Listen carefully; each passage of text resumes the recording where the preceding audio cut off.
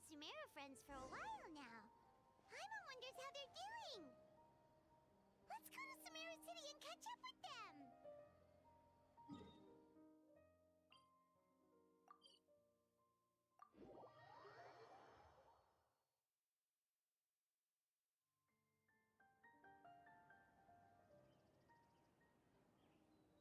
Whoa, the academia sure is busy during the day.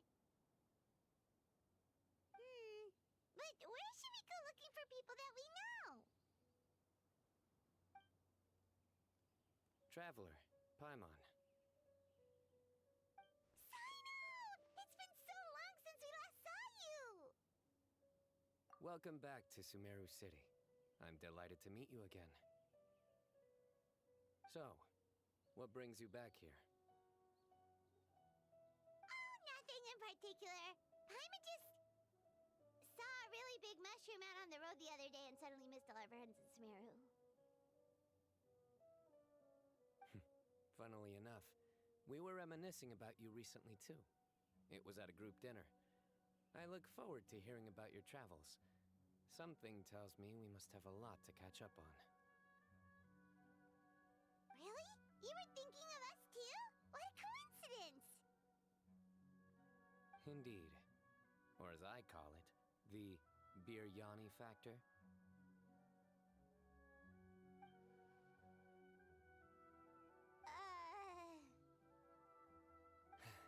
You really want me to say the rest?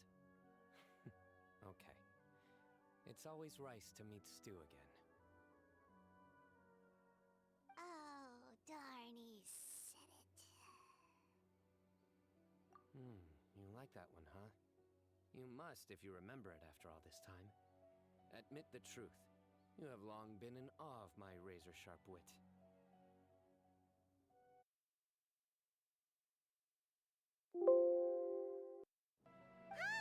All right, here's your 500 mora. You're exaggerating. It's only 500 mora. Hey, 500 mora is still a lot of snacks to Paimon. All right. I'll treat you to some desserts later. Anyway, I'm actually investigating a case right now. My mind is focused on work, which is why I didn't complete the joke at first. A case? What happened? Nothing major. But after finding out who was involved, I decided, on reflection, to handle this one myself. Need any help? We only came here to hang out, so we've got the time. You may as well take us with you, and then when you're done, we can, you know... Such enthusiasm. Are you worried I'll forget about treating you to some sweets if you're not around to remind me? What? No! Alright, was it really that obvious? Obvious enough. Still, it's a fine idea. You are the heroes of Sumeru. It makes perfect sense to work together. All right, follow me.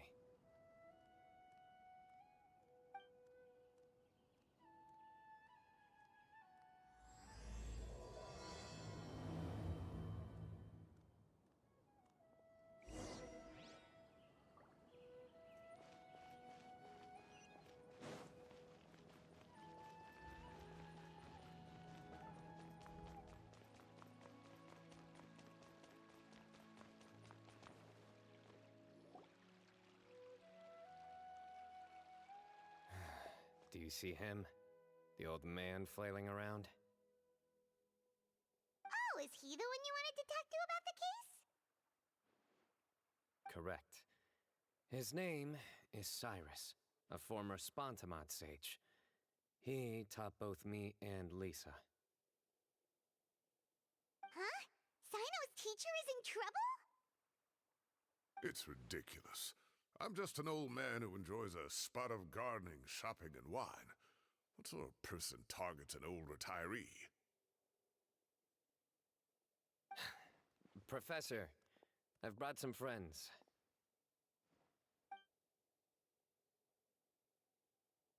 Ah, Cyno. Now, who do we have here? Hold on, let me think. A flying fairy dressed in white? A youth who does not seem to hail from this land? My goodness. You must be the legendary traveler in Paimon. I've heard all about what you've done for Sumeru. Wow, looks like we're really famous. I've told him about you before. You are my friends, after all. That's right. Let me summarize the situation. A couple of days ago, Professor Cyrus suddenly received a threat letter. A threat letter? Exactly. Who sends a threat letter to an old man like me, for goodness sake? This is the letter in question. Cyrus, I have uncovered your secret. If you wish to prevent it from going public, leave 10 million mora at the back door of the cafe. Secondly, don't come looking for me. You'll never find me. But I will always be watching you and all of your secrets. Finally, if you dare to report this to the Matra, there will be consequences. Wow, they sure didn't mince their words. Clearly, this person must be desperate for Mora. 10 million mora, what a joke. I'm just a single retiree with nothing to my name beyond the tomatoes in my garden. Where do people think I'm hiding 10 million mora, huh? In my tomatoes? There were no witnesses, so currently the letter is all we've got. So, Traveler, Paimon, let's put our heads together. Paimon's ready too! All right, take a look. Do you see anything suspicious?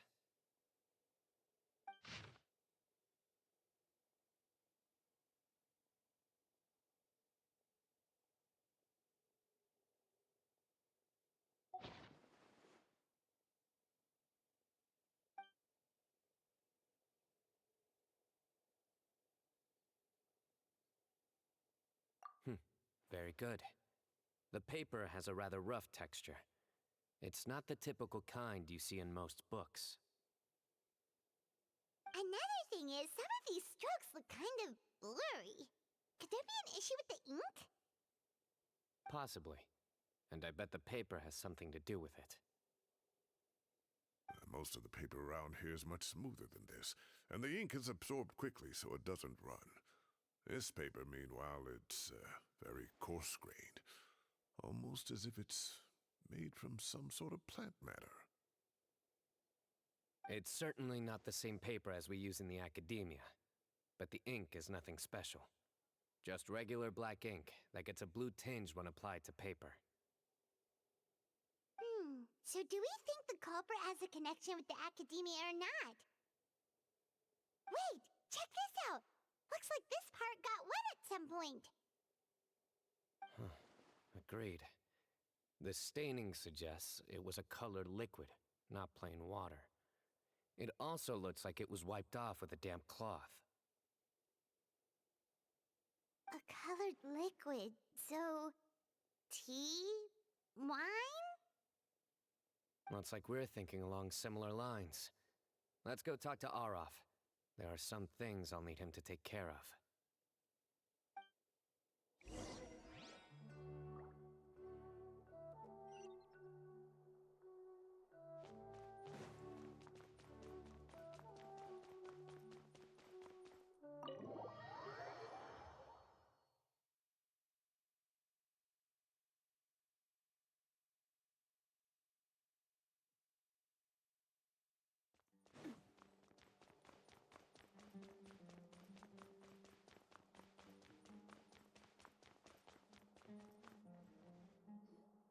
Arav. Ah, there he is.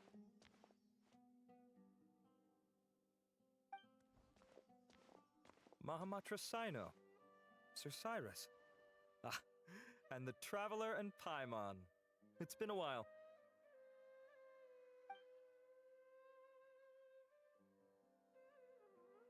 As such, I'm inclined to believe that the culprit in this case is a student at the academia. Somebody young and strapped for cash. Oh, one last thing. I'd start your investigation by taking a look at the cafes in the city. Oh, of course! You think the culprit spilled their coffee on the ladder, huh? They do look like coffee stains to me. Also, if I'm not mistaken, the letter is written on a type of scented paper that has aromatics added during the manufacturing process. The kind often provided as writing material for customers in cafes and taverns. Ah, of course. Yes, like they sell in the gift shops. I remember now. Zaha Hadid bought some a while back. She said she was going to use it as wrapping paper for a vase. Understood. I'll assemble a team to investigate the points of interest immediately. You have my gratitude. One last thing.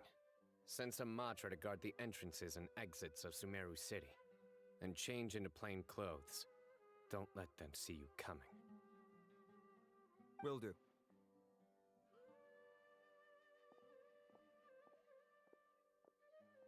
Great thinking, Cyno. So, where do we think the culprit's at right now? Yeah, they've probably been lying low at home waiting to see how Cyrus reacts. You're right, Paimon. Really? Which part? The culprit's approach. Whatever happens, they need this Mora. But just because they warned Professor Cyrus not to go to the Matra, doesn't mean they know what he'll do next.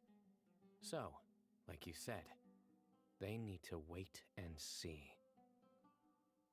And crucially, the culprit said they'd be watching the Professor's every move.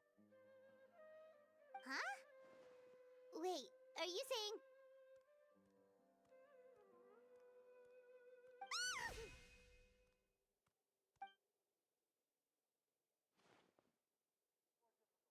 Found you! What are you doing? You wrote the threat letter! I don't know what you're talking about. What threat letter? I sensed someone was watching us from the shadows the moment we entered the House of Dana. You managed to stay relatively well hidden for someone reckless enough to threaten Professor Cyrus.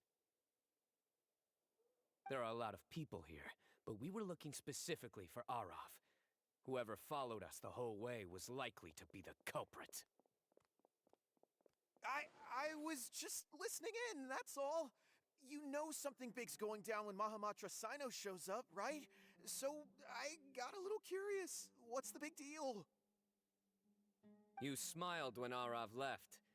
I saw it as clear as day. Is smiling a crime now?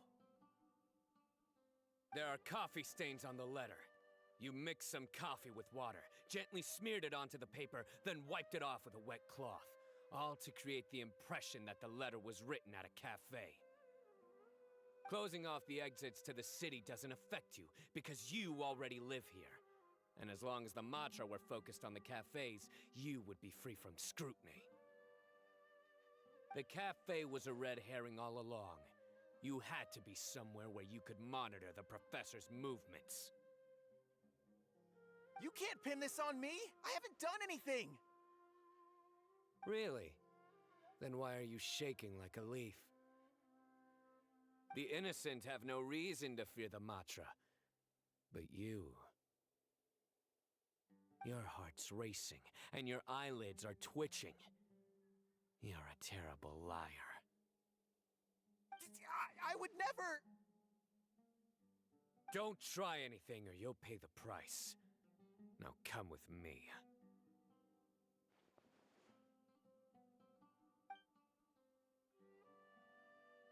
Well, that was over quickly. Cyno already caught the guy. You're telling me. 1 minute I go out for a quick smoke, the next minute I see Arav already on his way back to meet up with Cyno. looked like a young guy, too. Couldn't have been much more than 30. But after what he's done, I'm afraid he's ruined his whole future. Everyone, it's all over. Gosh, that was so fast! The culprit's name is Uraka, a 16-year-old student in the Rataoish Darshan. Huh? 16? Cyrus thought he looked 30-something! We checked his records. He's 16, a third-year student. But he looks so old. Yeah, seriously! Foolish child. He's too young for the criminal life. What the devil drove him down this path? We questioned the culprit regarding his motives. Oh, just spit it out. Nothing can surprise me at this point. Very well. It's our understanding that Uraka is a mediocre student who has been underperforming in his classes. He started taking extra tutoring to improve his grades, but developed a gambling habit around the same time and lost a lot of mora. Down on his luck, he went to the tavern for a drink and overheard some people chatting about Sir Cyrus's comfortable retirement. They mentioned that he's always arguing about his tomato plants with some old woman on the street. Some old woman on the street? Goodness gracious. Has that rascal attended a single one of his classes? That old woman is Kasharwar's very own professor, Zaha Hadi. How can he not know who Zaha Hadi is? Is this going somewhere? Oh, right, yes. So another thing. We don't just argue about tomato plants. And what are they trying to insinuate by comfortable retirement? A man grows a few vegetables and suddenly he's living a life of luxury? Maybe it's more the fact that you have the time to grow vegetables in the first place. Uraka mentioned he'd heard a rumor, alleging that Sir Cyrus illegally obtained a large sum of money from the desert before retiring, and kept it for himself instead of reporting it to the Academia. Uraka believes this money to be the reason why Sir Cyrus hasn't kept up with any academic research or other projects since his retirement. And given your advanced age, he thought you'd be an easy target to blackmail. Oh, Uraka. I'm at a loss for words. I'm so angry I don't know where to start. People make up rumors all the time. I am quite confident that Professor Cyrus has never embezzled a mora in his life. Arav, you'll have to find some excuse to interrogate Uraka again later. I need you to deliver a few firm fistfuls to him on my behalf. I completely understand how you feel, Sir Cyrus, but I'm afraid that course of action goes against the Matra's principles. Professor, there's no need to be childish about this. Oh, come on. I was clearly joking. Okay. Where does this go from here? The Academia will determine the appropriate disciplinary action against the student. And as for the individuals spreading rumors about the professor's obsession with tomatoes and some old woman on the street, there could be a slander case here. The Matra will continue to investigate. Who said I'm obsessed with some old woman on the street? Mind your wording or you'll start a whole new rumor. You seem confused. Oh, don't you understand? Uraka is just a young boy who made a very rash and very stupid decision based on some groundless rumor he heard. Besides, I didn't actually hand over any mora to him. The whole thing sounds a lot worse than it is. All it costs me is a little reputational damage. That's all. Please rest assured, Professor, that the Academia will issue a fair and reasonable punishment. Yes, I have no doubt about that. But as a former educator, I'd still like to have a serious conversation with the boy's parents. Their family lives in the city, yes? Correct. We looked into the family. Both parents are merchants and they're often away on business. They've never taken much of an active role in their children's lives. Oh, what a mess. You don't have to seal the evidence away yet, do you? I'd like to have that letter back for the time being, if possible. I need something concrete for when I talk to the family tonight. We have to show them how serious this situation is. The relevant authorities have already reviewed the evidence and are now discussing Araka's punishment. You can hold on to the letter for now. Just make sure to return it within a couple of days. Oh, so you'll be able to close the case in 2 days? Give or take. Cases like this are quick to resolve. Very good. Well, thank you for all your help. Perhaps we can all go for a meal together. Oh, my treat, of course. My apologies, Sir Cyrus, but I have a prior commitment. Enjoy the meal, everyone. Ah, I see. Well, that's a pity. But Cyno, you have to come. You found the culprit at record speed, and I owe you for that. Ah, and isn't Tighnari in town at the moment? Bring him along, too.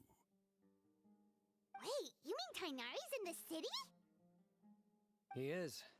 Tighnari's master, Sir Nephis, called him and Kale to the Academia to help out on a project. They should be at Nephis's office at this hour.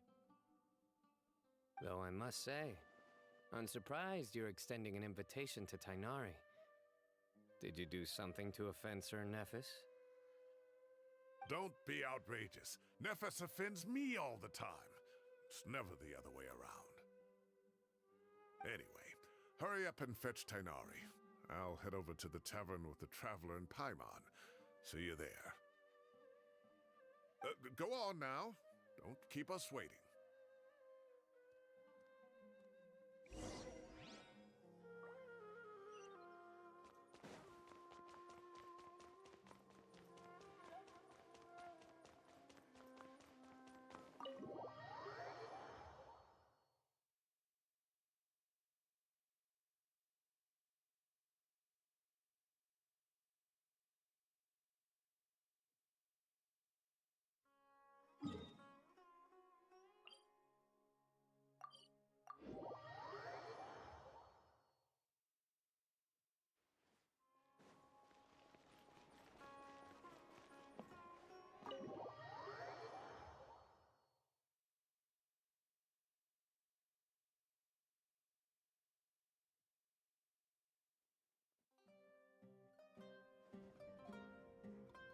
Not to brag, but we never had problems like this at Ratawa Hist back when I was still teaching. And if you don't want to take my word for it, you can ask them. They were students at the time. They'll tell you what it was like, won't they? I was out in the forest at least 4 days a week back then, thanks to a colossal workload from Master. It wrought havoc on my poor tail, so I didn't exactly keep up to date with what was going on at the Academia. Most of what I know, I heard from Cyno after the fact. Professor's become a lot more laid back in his retirement. He used to be far stricter, and was especially known for being extremely principled. Wow. It's hard enough to stay true to your principles as a normal person. I can't imagine doing that as a sage. It's a pity Kale wasn't around at the time. I would have happily taken her on as a student. And then we'd have one more person who has to address Lisa as upper-class woman. Really? Can't you just call her Lisa? She seems to prefer it when people treat her like an older sister. Oh, believe me, back when she was a student, nothing made her happier than the younger students acknowledging her seniority.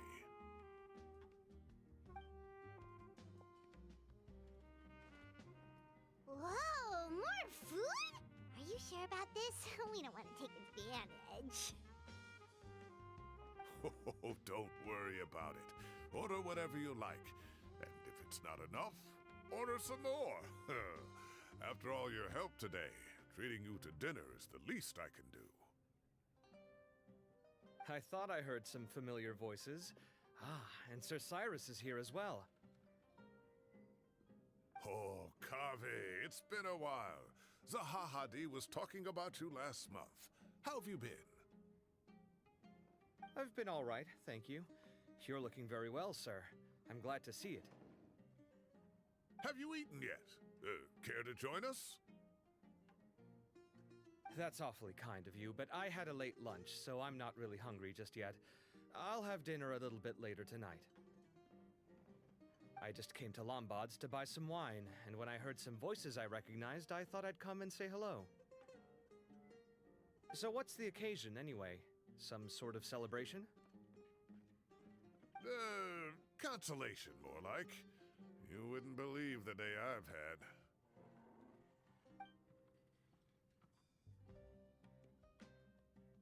Sounds like things have really gone downhill since I was there. My whole time as a student, I've never heard of anything remotely like that. I can't believe how young the guy is. What are his parents going to think? Young people are always more susceptible to making rash and ill-advised decisions. Their minds are still developing. It's just an unfortunate fact of life. But still, this boy has some nerve. Just look at what he wrote. Oh, it makes my blood boil. Wow, yeah. Jeez.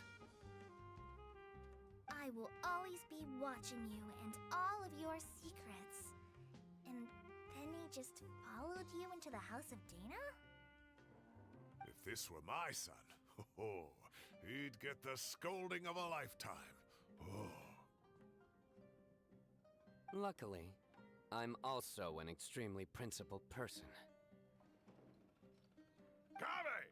Your order's ready, sir! Coming! I'll have to get going. Have a nice evening, everyone. I'll catch you all another time. Okay, bye-bye! Here I am. The coffee beans are in here too. Yep, it's all there. I'll stop babbling away now. Let's eat before the food gets cold.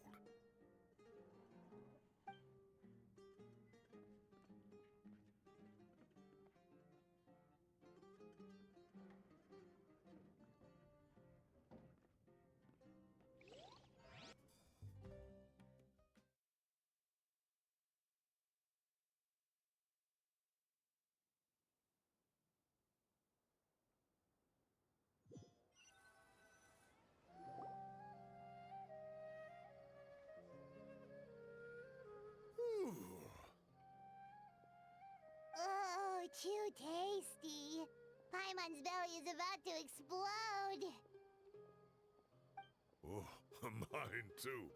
I'll have to walk home to burn some of it off. Thanks for dinner, Sir Cyrus. Master Tainari and I will bring you some homemade herbal tea next time. It'll do wonders for your sleep. Well, I look forward to that. In fact, could I trouble you to bring a little extra for the other old folks on my street? I'll be the envy of the neighborhood. No problem at all. I'll pack some up and bring it over. I'll see you all later.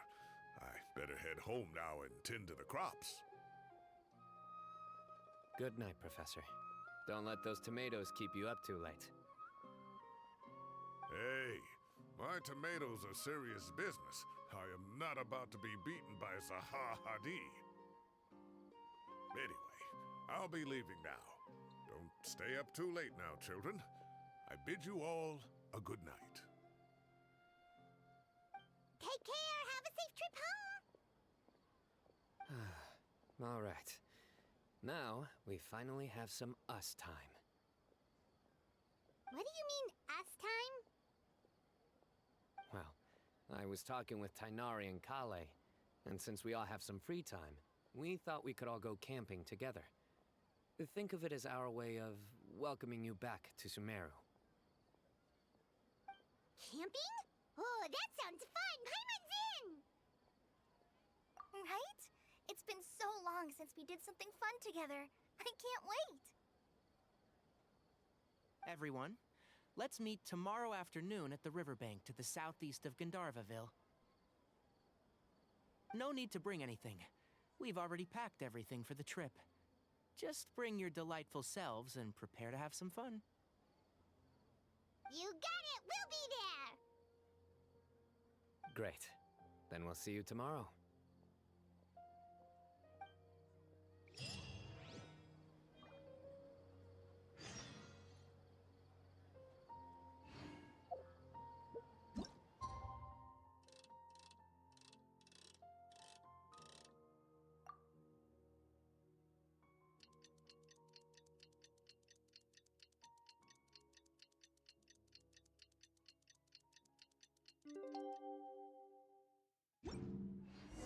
Time to set off! Let's head to the southeast of Gandharvaville and meet up with the others!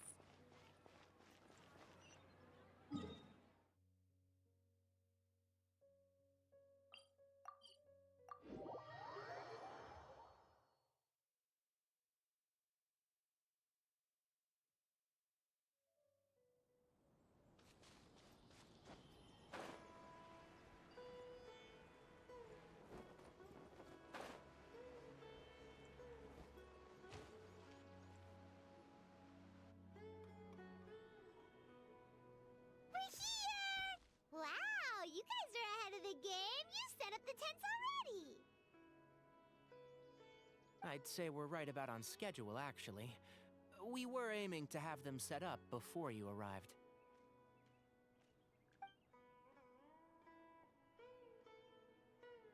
Traveler, Paimon, let's go fishing together. Whatever we catch, we can grill for dinner tonight. You got it! Dinner's on us tonight!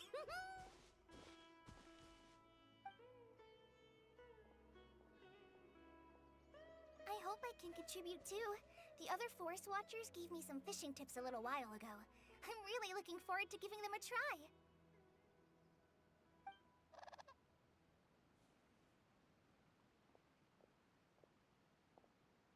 I saw some very appetizing mushrooms in the area, so I gathered a few for us. I'll leave them here along with some fresh fruit. Wow, camping with a forest watcher is the way to go! They think of everything! And even if they don't, they can improvise! This is true. I don't think I've ever had a single rough day in this forest. So, how has everything been going for you? Well, there's been some high points and low points, but we've had some unforgettable experiences along the way. I see. Oh, in that case, you should try a valberry. I bought some from the market this morning. A valuable suggestion. Just don't bury your feelings using food. All I wanted was to recommend something bittersweet. Oh, I have a sudden craving for fruit tea. I'm gonna go fetch some stuff. Bye!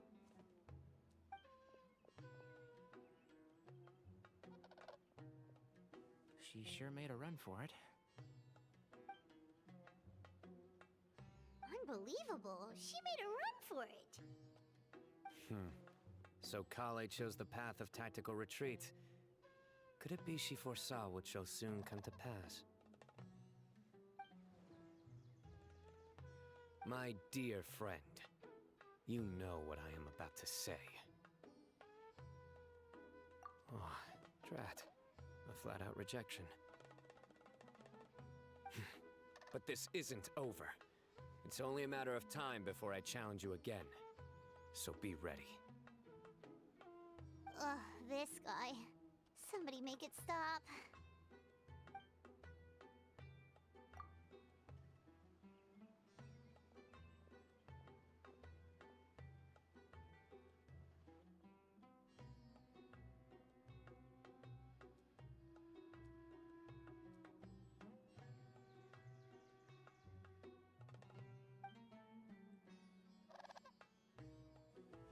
We got a bite! I'll reel it in.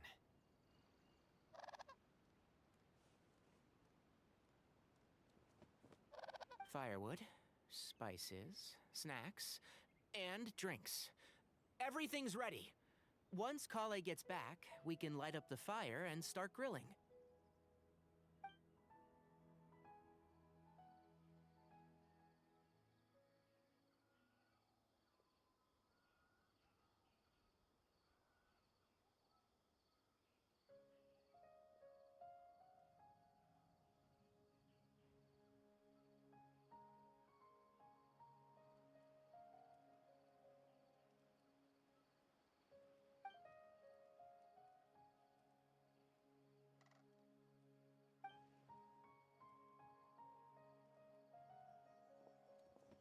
There are 3 tents. Which one do you two want to take? How about the one on the left? Well, Paimon just thinks the ambiance here is a little better. True. But it's also the closest to the water. If there are any sleepwalking fungi around tonight, they might stumble into your tent. Well, that's no good. Take my weapon. You can use it to bar the entrance. Anyone would think you were sealing the gates to King Deshret's mausoleum. Excellent. Then this tent will be an impenetrable fortress. I'm back! How's your appetites? Ready for the barbecue? Always.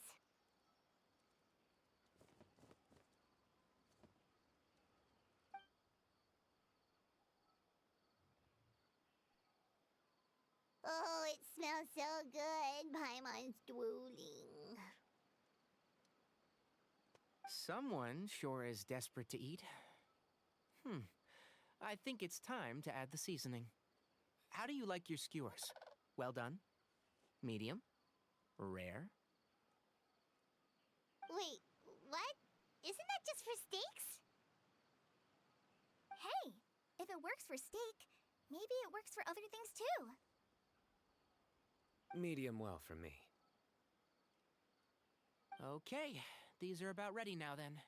It'll be a few more minutes for anyone who wants theirs well done.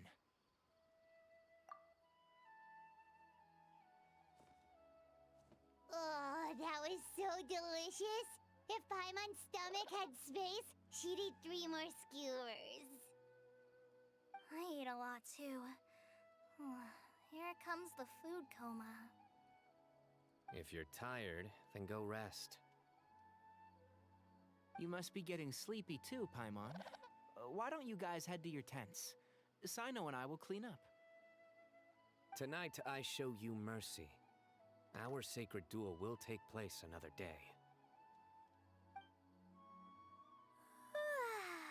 Good night.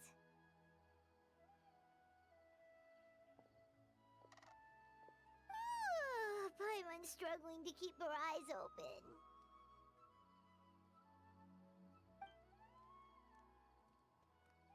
Oh, don't forget this. The Staff of the Scarlet Sands. Wait, you were actually being serious about that?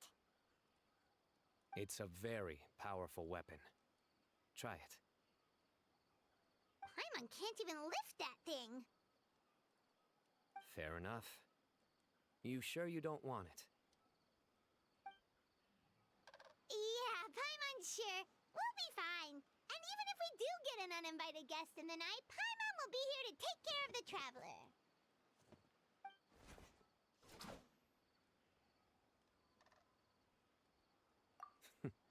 That reminds me of a parting king of invocations. I'll tell you about it tomorrow. But right now, it's time to rest. Sleep well and sweet dreams.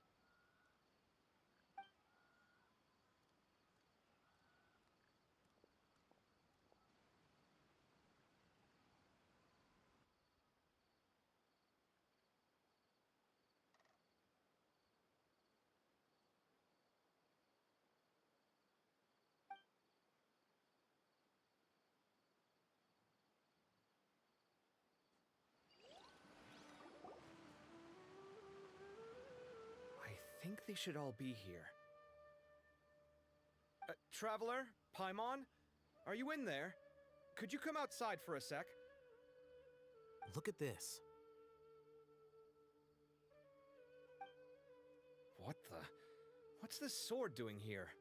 Is it supposed to keep out intruders? Evidently. Huh? Who is it? Oh, what time do you call this?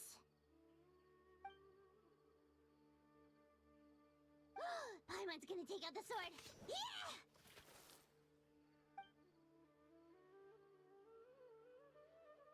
Oh, hey them, Kave! What are you doing here? It's the middle of the night! Sorry to wake you up at this hour of the night, but we've got a situation on our hands. Let's get dressed and talk about it outside.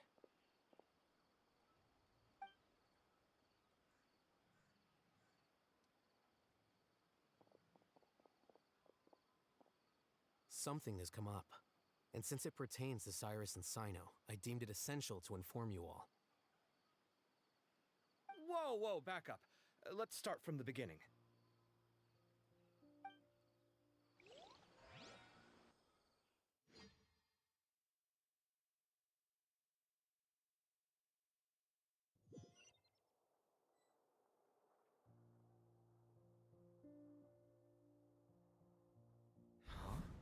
Where'd the wine cups go?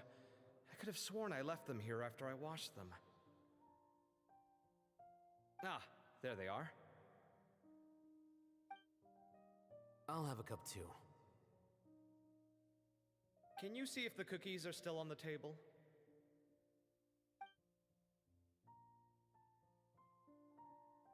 They are, and so are the fruits.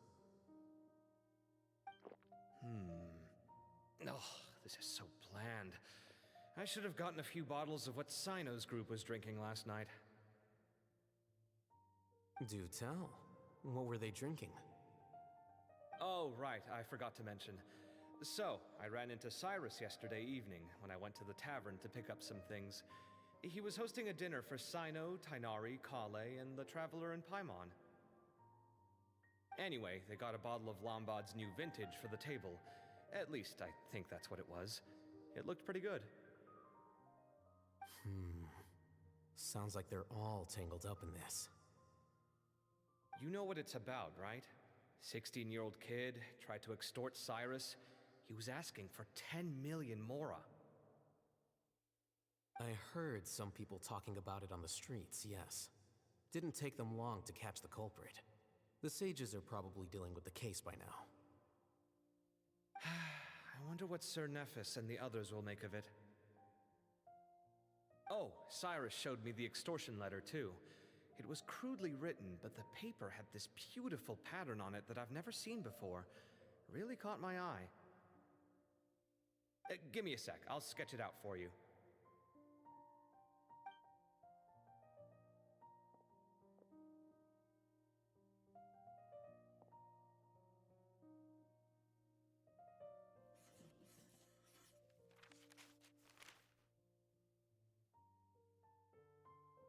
Okay, done.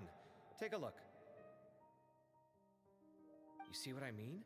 I don't think I've ever seen writing paper like this around before. God knows where the culprit got it from. Interesting. These are all motifs associated with the tribes of the desert. What? Really? Take this, for instance. Looks like an outline of a spire, similar to the kind found on some ancient palaces. And the crisscrossing and mirroring here, I recognize that too. It bears a striking resemblance to an ancient emblem, one that hasn't been used in a very long time. Whose emblem is it? It's the emblem of the Temple of Silence.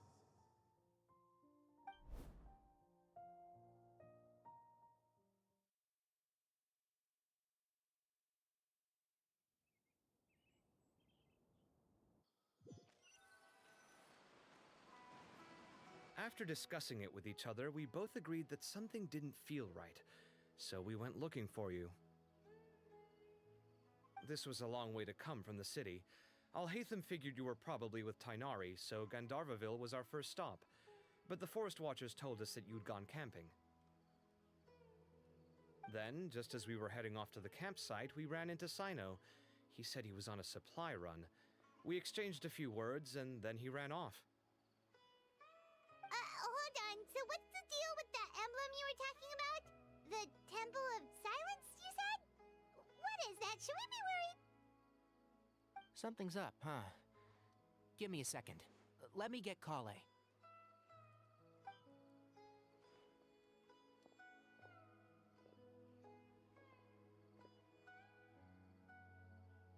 So you've never heard of the Temple of Silence?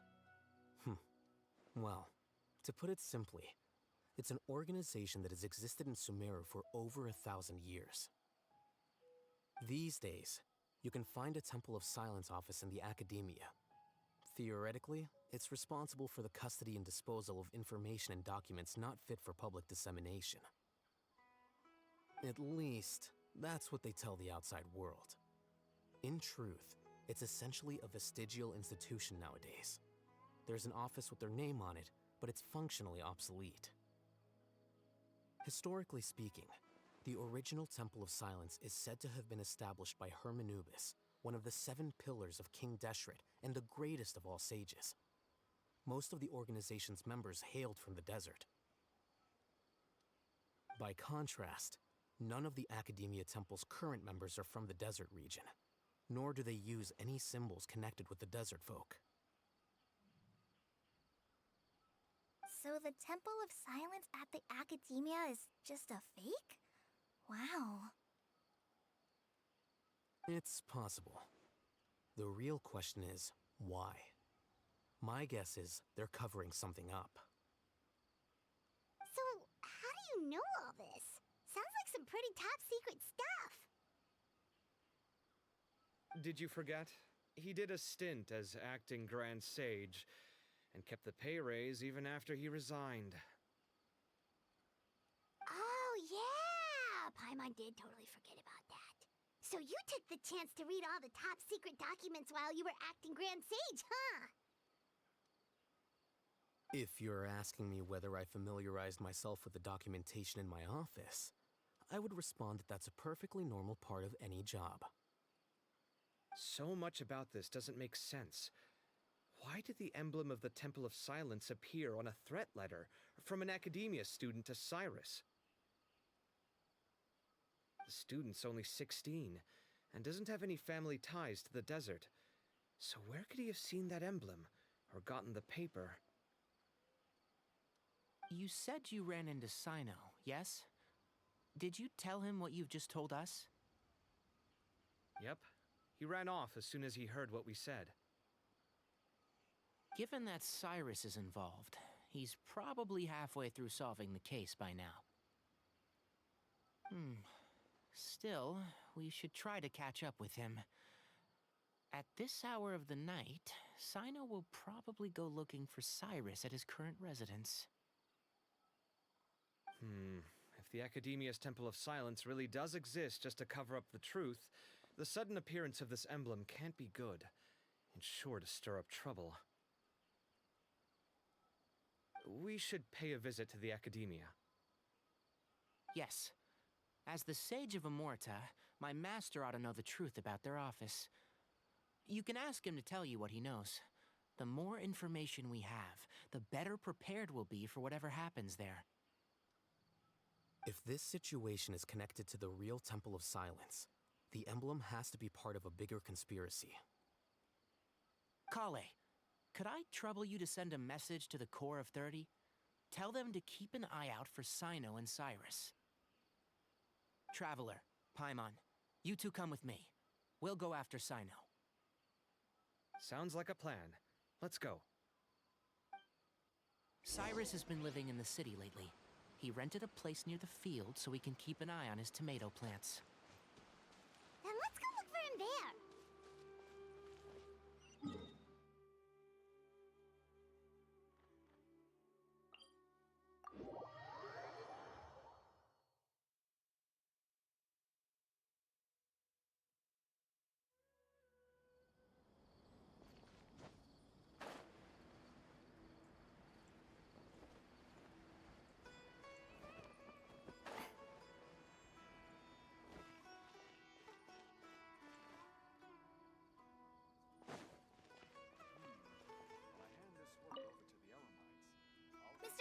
understand. Kale, what's wrong? We've got an emergency.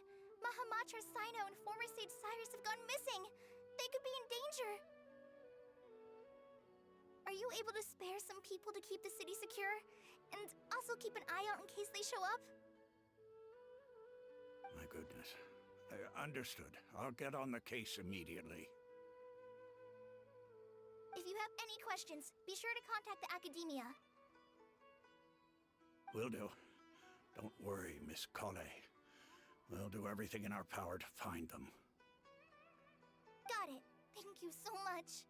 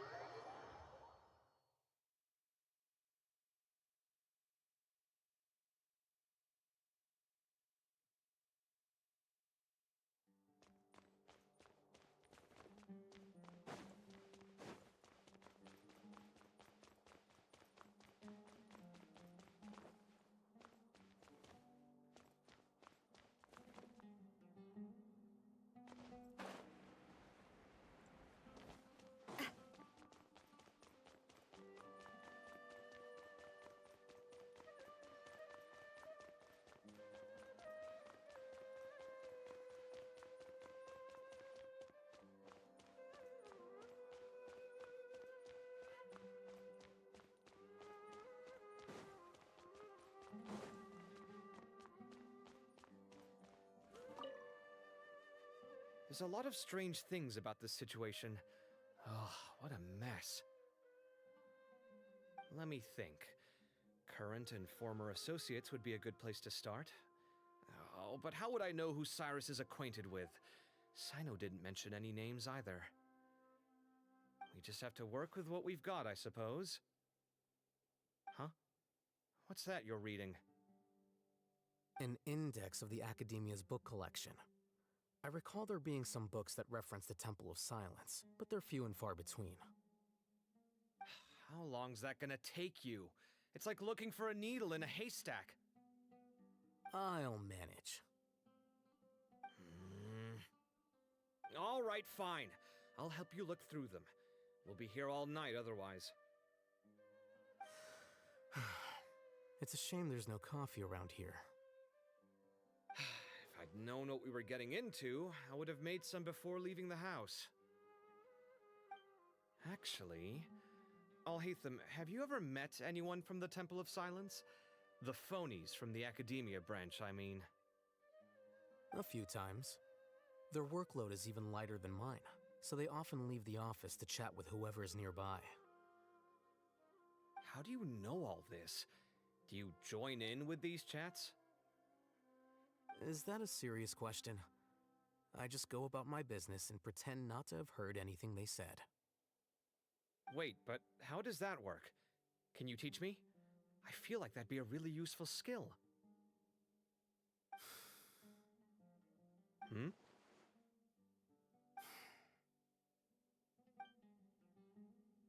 Hey, stop ignoring me! See? That's all there is to it.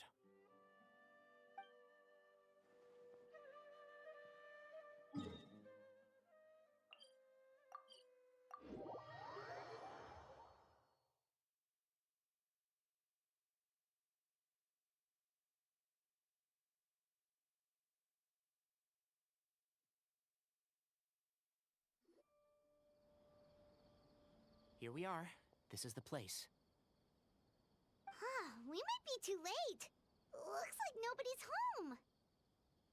Oh, Cyno moves fast. If he was here, he's probably long gone by now. I know that voice. Is that Tainari I hear? Ah! Professor Zaha Hadid! Wow, so it really is you. My goodness, whatever is going on tonight? We're looking for Cyno. So, he's already been here. Yes, not long ago, in fact. He knocked on my door and asked if I'd seen Cyrus today at all. I told him the old fool left early this morning, and I hadn't heard him come back. So we went to his place, and would you believe it? He's gone. Goodness knows where to. It must have alarmed Cyno, because he took off in an awful hurry after that. He never did explain what this was all about. How serious is it? Well, if Cyrus isn't at home... Oh, it sure doesn't sound good. Professor, did you hear that a student recently tried to extort Cyrus? Why, yes. When I left the house that day, I noticed he was watering his flowers in the field in complete silence. He had a piece of paper clutched in his hand, and he looked lost in thought. I could tell something was troubling him, but he wouldn't tell me what it was. If Cyno hadn't happened to visit him that day, he'd probably still be holding on to that thing. After seeing the letter, Cyno told him to contact the Corps of 30, but Cyrus was very reluctant. He claimed it would only damage his reputation. Eventually, he relented, after much persuasion from Cyno. Huh? Cyrus didn't want to report it? Well, that's strange. When we saw him, he seemed pretty okay with the idea of the kid getting his just desserts. As a former sage, it's possible Cyrus still has enemies at the Academia. That's why Cyno was so insistent that he report the matter to the authorities. I was there while they were going back and forth over it. So Cyrus initially hoped to stop this from going public. But why?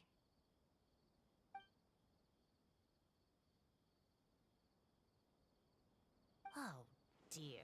What on earth has that old fool gotten himself wrapped up in? Oh, I do hope he's not in danger. Oh, I almost forgot. Cyno left me this letter to pass on to you. He wrote it when he came by earlier. He realized you might come looking for him. Thank you. What does it say? Let Paimon take a look.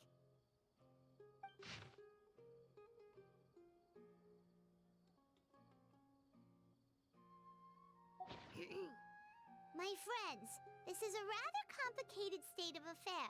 Unfortunately, I cannot disclose more than that. I ask you to understand and accept that I had to act alone at this stage. Don't come after me. Yep, that sounds like Cyno. Thank you, Professor. Please do not worry. We will do all we can to protect both Cyno and Cyrus. Traveler, Paimon, let's head to the Academia and regroup.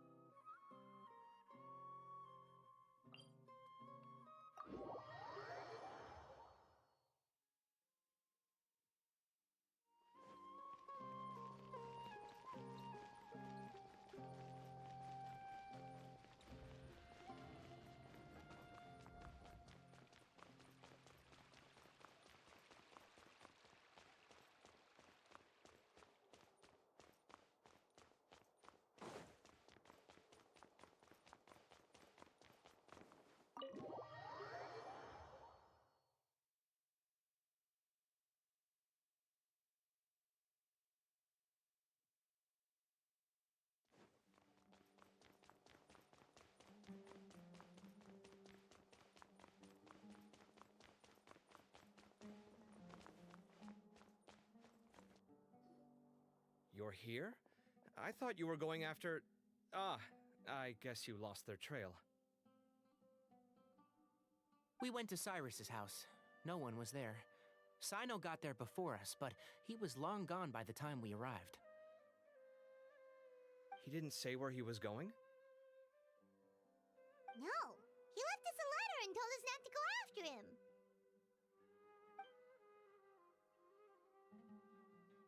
Can't say I'm surprised. Typical Cyno. Anyway, some updates on progress on our end. I drew the emblem from memory again, but in more detail this time.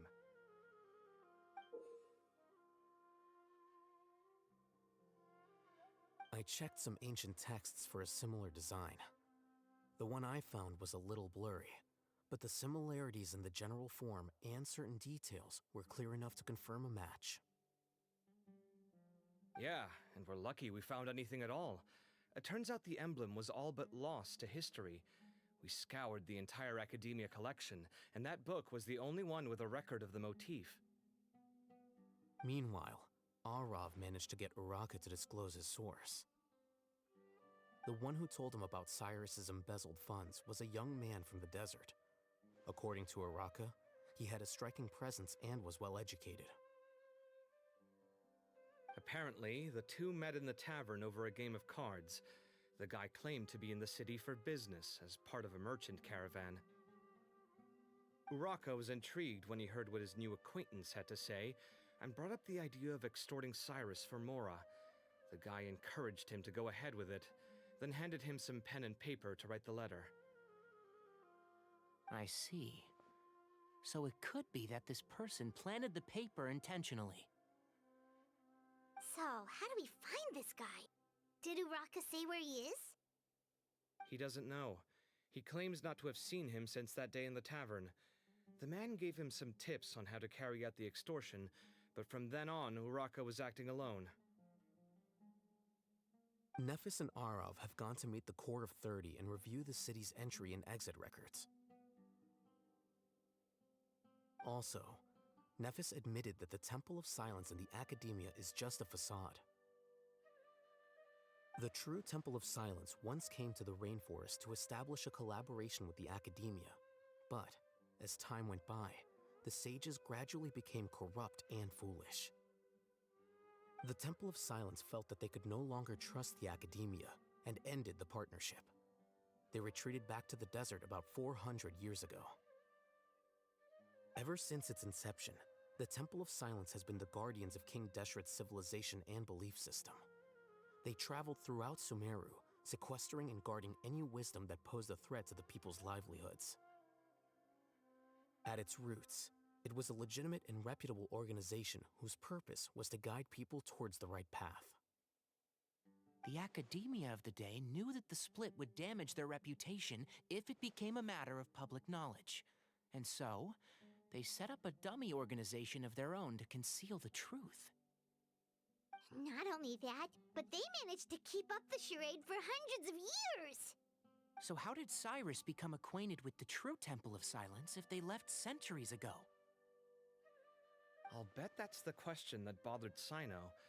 Probably why he went after him in such a rush. Whoever is behind this, getting Uraka to extort Cyrus was only the first step of the plan. Their true goal in doing so was for Cyrus to see the emblem on the letter. He must have recognized it right away. That'll be why he didn't want to involve the authorities. He probably hoped to take care of the whole thing by himself. Unfortunately for him, Cyno had other plans. Since the desert is where the Temple of Silence originated, that is in all likelihood where Cyrus went. I have to go after him. Really? Are you sure that's a good idea, with how you respond to the heat? Why don't we send someone else? I should be fine, as long as I bring plenty of water. Besides, I just can't shake this ominous feeling that if we don't catch up to them soon... Everyone, I have news from the Core of 30. Master! Oh, so that's Nafis, Tainari's master? Oh, we're finally getting to meet him in person! It's a pleasure to meet you, Traveler in Paimon. Several independent eyewitnesses have reported seeing Cyrus and Mahamatra Cyno leaving the city at different times. Both were heading in the direction of Caravan Rebot. I was going to suggest that you join forces with the Core of 30 in this case. However, as I'm sure you've already heard from Alhaitham and Kaveh, the Temple of Silence is involved. The Academia has made a number of decisions throughout history that I am ashamed to talk about. It may well be that no better choice was available to them, but those actions are nonetheless a stain on our legacy. I won't attempt to make you understand the Academia's perspective. Now is the time for action. I understand where you're coming from, Master. But I'm afraid the situation might be more complicated than we thought. I think we need to keep a low profile, or risk making things worse. Good point. If Cyrus is involved with the other side, or worse, if he's fallen into their hands, and... everyone, we have to get Cyrus and Cyno back safely. We cannot afford to lose them. Need our help? Whatever you need, we got you covered. Really? Wonderful. You have my most sincere gratitude. Arav and I will continue to follow up on the lead from Uraka. Kaveh, Scribe Alhaitham, I'd like to ask you to cover the duties of the House of Dana. Tighnari, you are planning to go into the desert, correct? I am. Kaveh, I'll be okay. You stay behind to help Master and Alhaitham. Well, if you're sure. Okay. But be careful. Thank you all. Arav, let's go. You'd better get moving. Don't forget to ask for help when you need it. Will do. Let's go, Tighnari. Hopefully we can catch up with Cyno before it's too late. Knowing him, he's probably covered a fair distance already, but we still have a shot. Let's take it.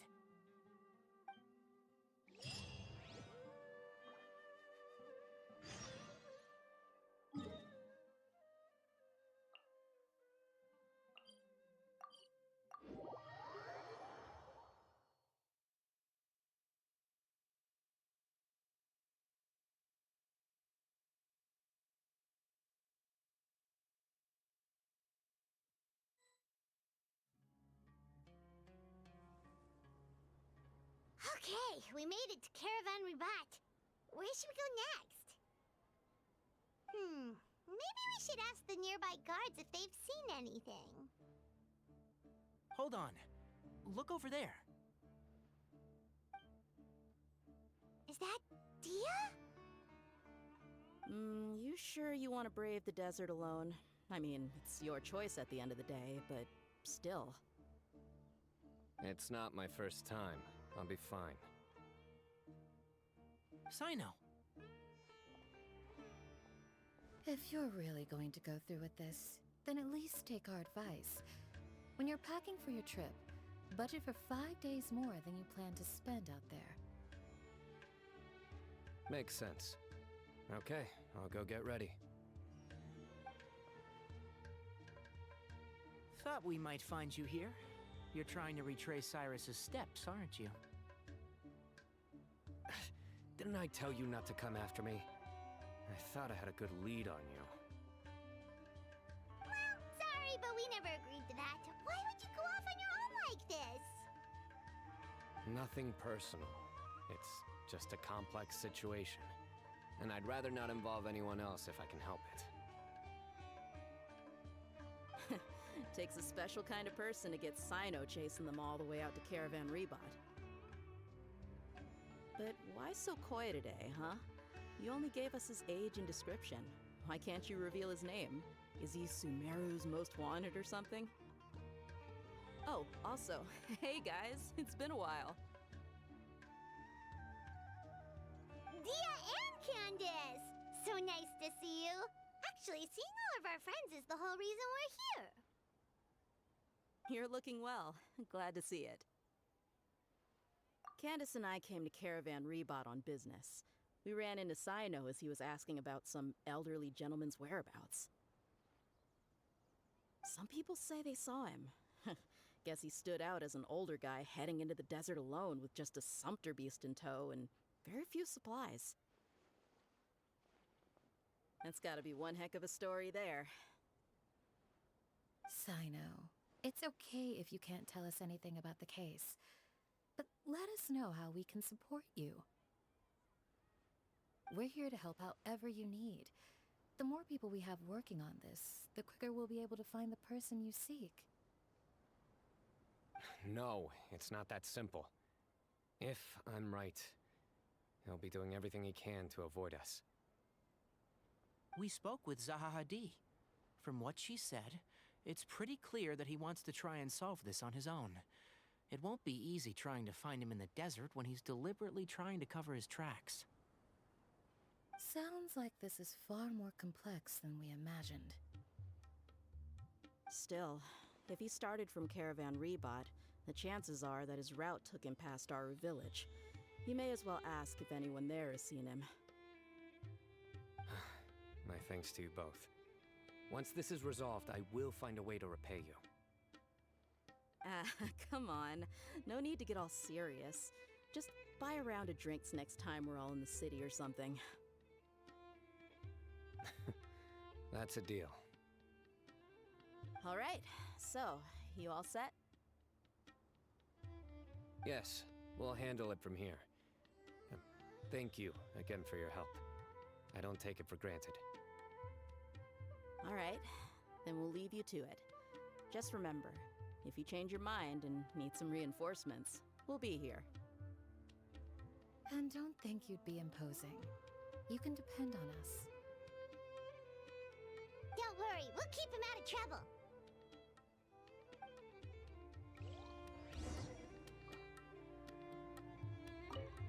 Cyno should count himself lucky that the Traveler and Tighnari got here when they did.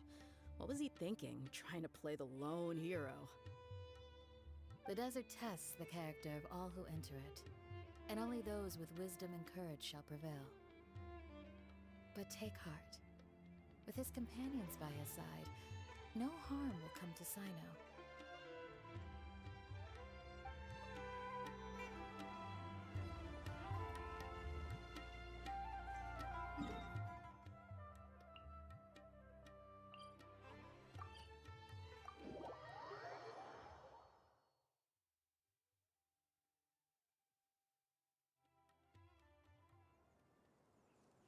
Hold on. There's a few things I'd like to clear up. Go on. So, after you left the campsite, we had a longer talk.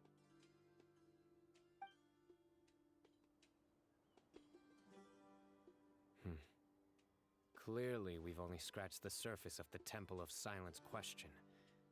It doesn't surprise me at all that the one in the academia is a fake. Do you have any connection with the Temple of Silence?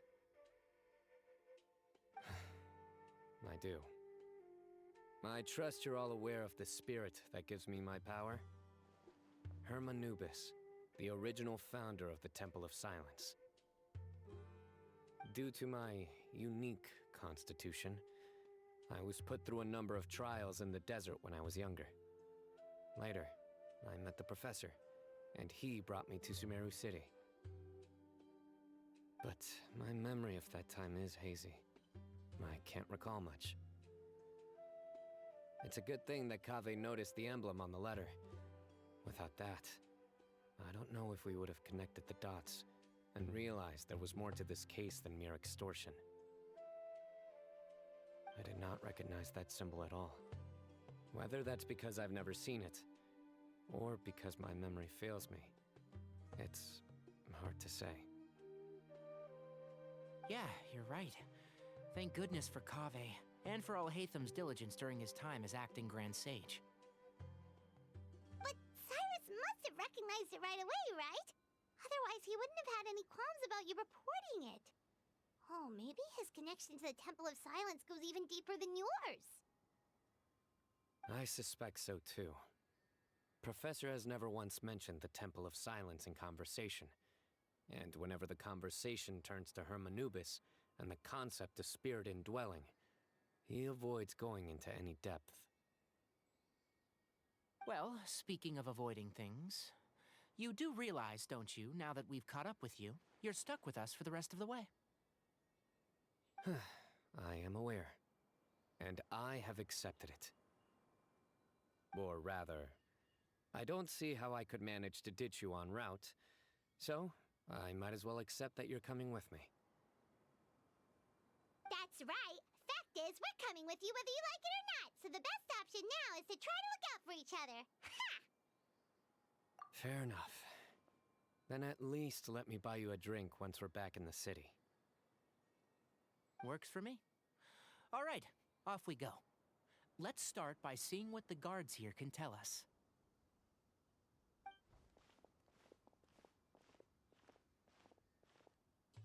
Hello. Mahamatra Cyno?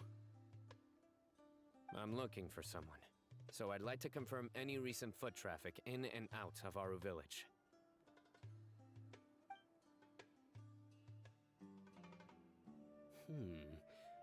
A man matching that description passed by Aru Village not too long ago. He stopped by to load up on food and water and feed his sumpter beast, then he was on his way. Where was he going? Let me think. He took a seat by the entrance of the village for a while, and had a brief chat with the person who came to deliver the water. He said he was headed somewhere near an oasis, but he didn't mention which one. Do you have a map? I can mark out the direction he was heading and the best routes to any nearby oases. I have one. Mark away. Great.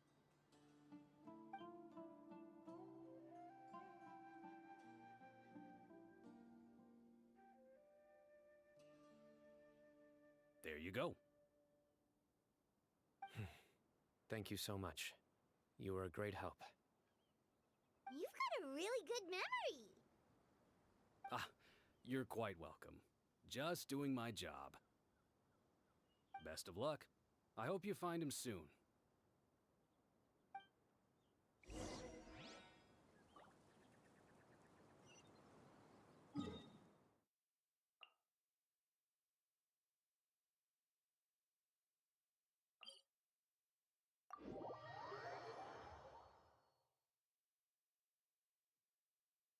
Sunglasses are great at keeping the sand out of your eyes so you can see your way. Except at night. Then you can't see anything at all.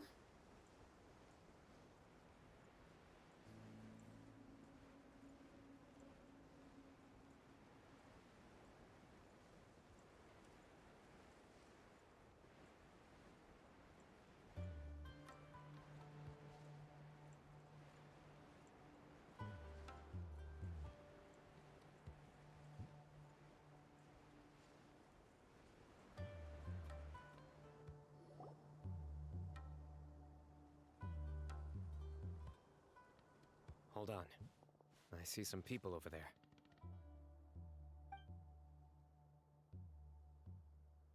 Do you think it's safe to ask them what they know? Should be. I'll go... No. I'll do it.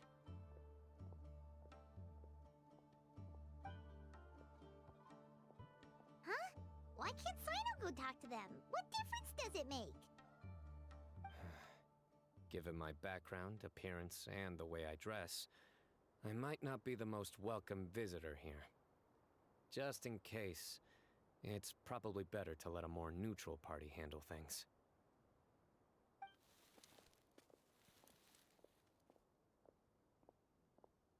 Ah, hello there. I hope I'm not interrupting. My friend and I are looking for an elderly man who's gone missing around these parts. Any chance I could ask you a couple of questions? Oh, a missing person, huh? Sure. What do you want to know? I'm just wondering if you've seen him. Let me give you the details.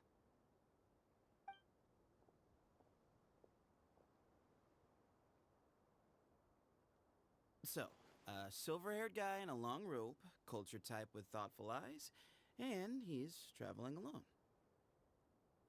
He'd stand out like a sore thumb around here. Yeah, sounds like the kind of guy we'd remember if we saw him. He's looking behind me.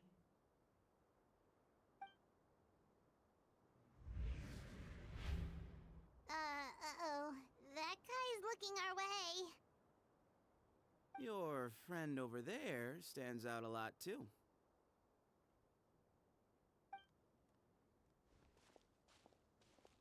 Hey, aren't you Cyno, the General Mahamatra? Yes, that's me. You don't seem surprised that I recognized you. It wouldn't be the first time. Oh, you're the one looking for the old man who's gone missing, aren't you? I have a bad feeling about this guy.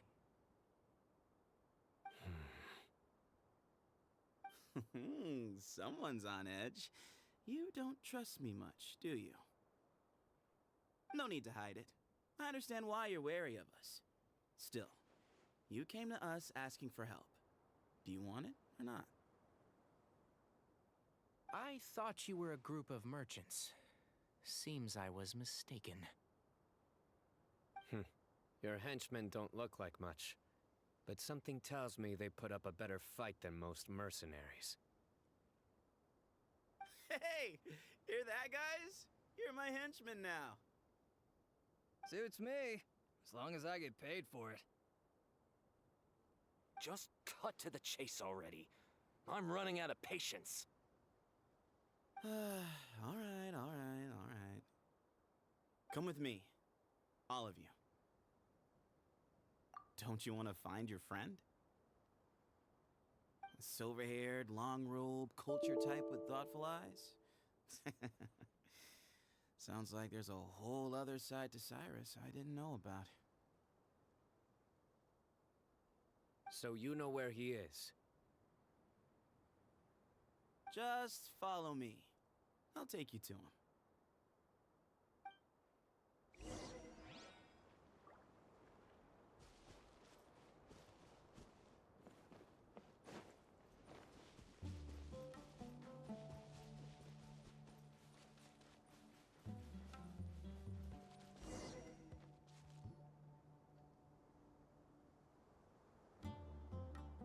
And here. What? Where are you looking? There's nothing here! Please, step back. Ooh, something's coming out of the ground!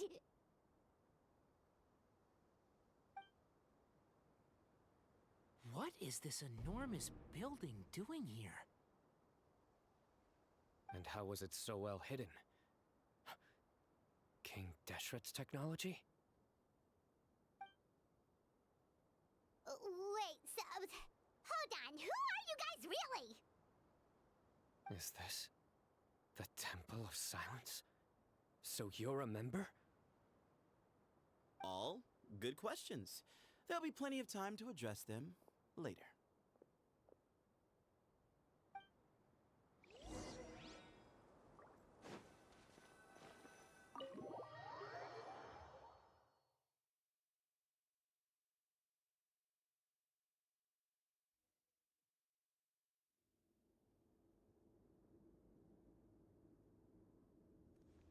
This is not what Paimon was expecting to find in the desert, especially not hidden right next to an oasis.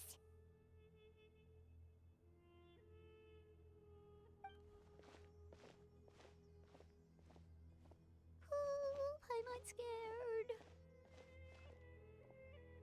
They must have kidnapped Cyrus. Do you think this is the guy Raka met in the tavern? What's wrong? Thinking about your professor? I just hope for your sake you haven't done anything you might regret. Me too. Hope I haven't done anything to incur your wrath.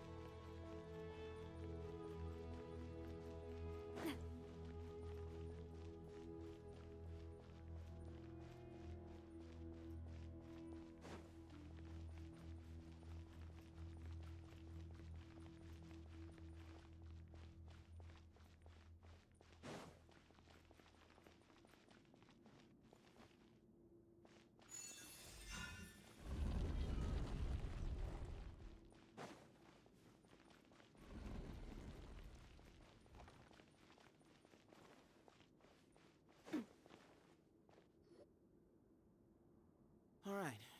You can wait here for now. I'll inform our leader that you've arrived at the Temple of Silence. Sit tight until he comes to greet you.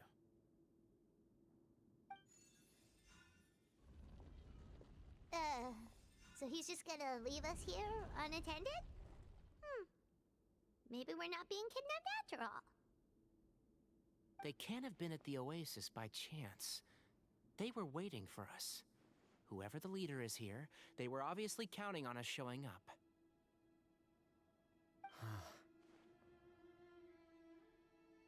So this is the Temple of Silence. After leaving the rainforest, they hid themselves here?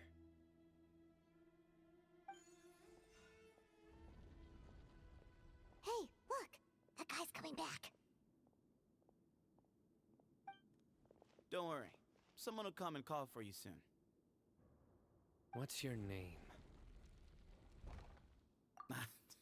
Sorry, guess I was so delighted to see you, I forgot to introduce myself. My name is Sethos. I'll be here if you need me, but I'm not planning on answering all of your questions. Other than that, you can occupy yourselves however you see fit. So we're free to explore by ourselves? Yep. I mean, I'm not worried about you running off. Cyrus is here. And unless I've misunderstood, you're all quite anxious to see him again. He's right. Well, if we've got some time, we might as well take a look around.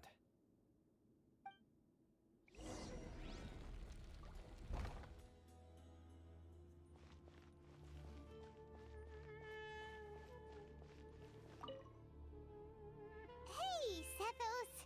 Have you got some time to chat? Sure. Although, I'm assuming by chat, you mean you have questions for me? I don't blame you. Anyone else would. Not often. The Temple of Silence is a place of quiet and solitude. We don't get too many visitors. Yes, that was me. Although, tricked is a stretch. He was asking everyone in the tavern about ways to make some easy money. He insisted that nothing was off the table, even if it broke the law.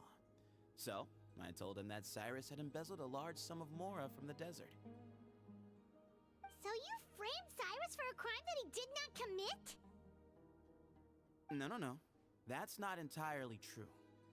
Let me jog your memory. The letter just said that he had uncovered Cyrus's secret. It didn't say what secret that was. Of course, Uraka was a great accomplice, really. Very cooperative with a little bit of wine in him. Did exactly what he was told. And not much of an original thinker, though. It doesn't surprise me that he struggles academically. Why did Cyrus leave for the desert as soon as he received the letter? You'll have to ask him that one yourself. Certain things I can't answer for him. I'm neither judging nor defending him. All you need to know is that he recognized our emblem, and it was his own choice to take the bait. What kind of question is that? He's the General Mahamatra. Everyone in Sumeru knows who he is. Right, but back at the Oasis, you can't have known who he was for sure, or you wouldn't have asked him. So, what we're really asking is, have you never seen him in person before? I've lived in the desert my whole life. Guess you could say I've never had the pleasure. Ugh, why does Paimon feel like this guy's not being straight with us? Come on, we've only just met. If I give you all the answers up front, you'll have nothing left to look forward to. Nope, not once. Really? I have no need to go there. Not when the taverns are full of the Urakas of this world.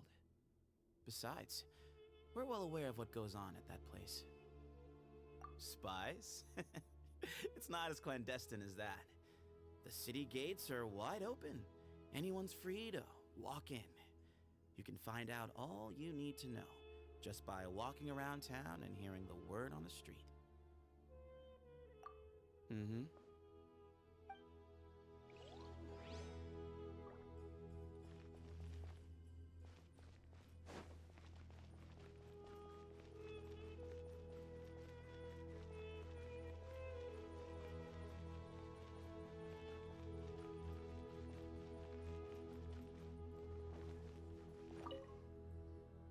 I never imagined that the true Temple of Silence would be hidden somewhere like this. We've passed through these parts before, but never noticed anything. That's King Deshret's technology for you, I guess. It borders on the miraculous. Amazing to think that it's been preserved intact all this time. We should be wary of our hosts. Still, at this point, we can be confident that the professor is safe and sound, so that's something.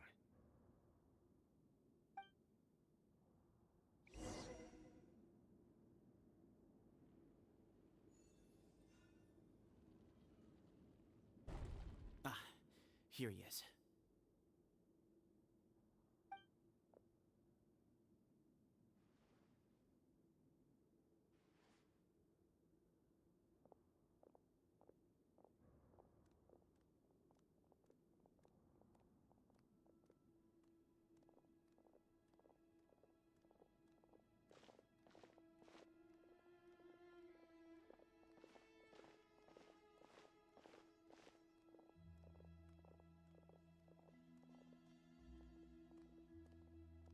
Grandfather, the person you wish to see is here.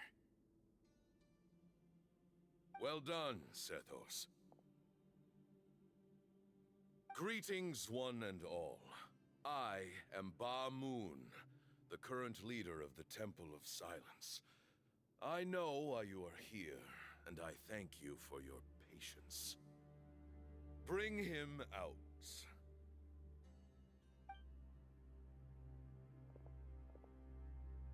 Professor! Cyrus, are you okay? Ah! Watch what you're doing! Oh, my apologies. We have no intention of causing you distress. But you must understand, Cyrus is of great importance to us. We had to find a way to bring him back to us. Cyrus owes me his life, and to the Temple of Silence, he owes a debt of gratitude. I let him go a long time ago, but now, the time has come to demand payment. I wanted to end my feud with this old bag of bones before you caught up with me, but you got here so quickly. Just leave, Сайно. This is a matter between us two old men. You're all too young to get involved.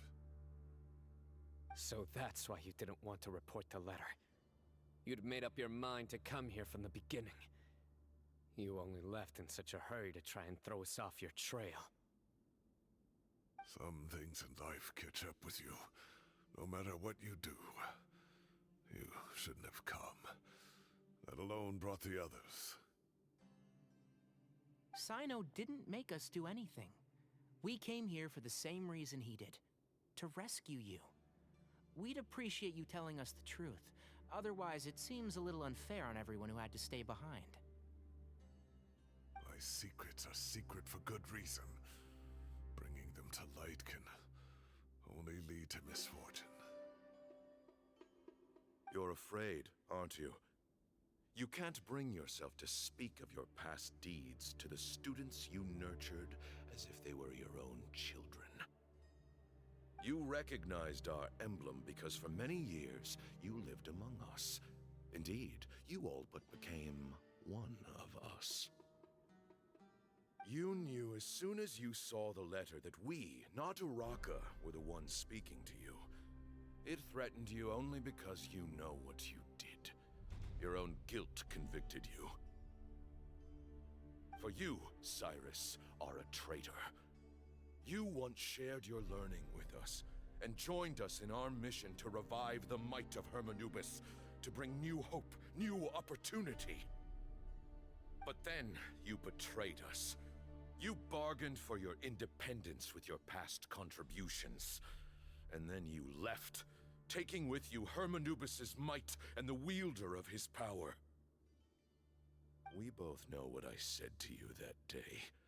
That as the leader, I grant you permission to leave, but that one day, the sands of time will catch up with you.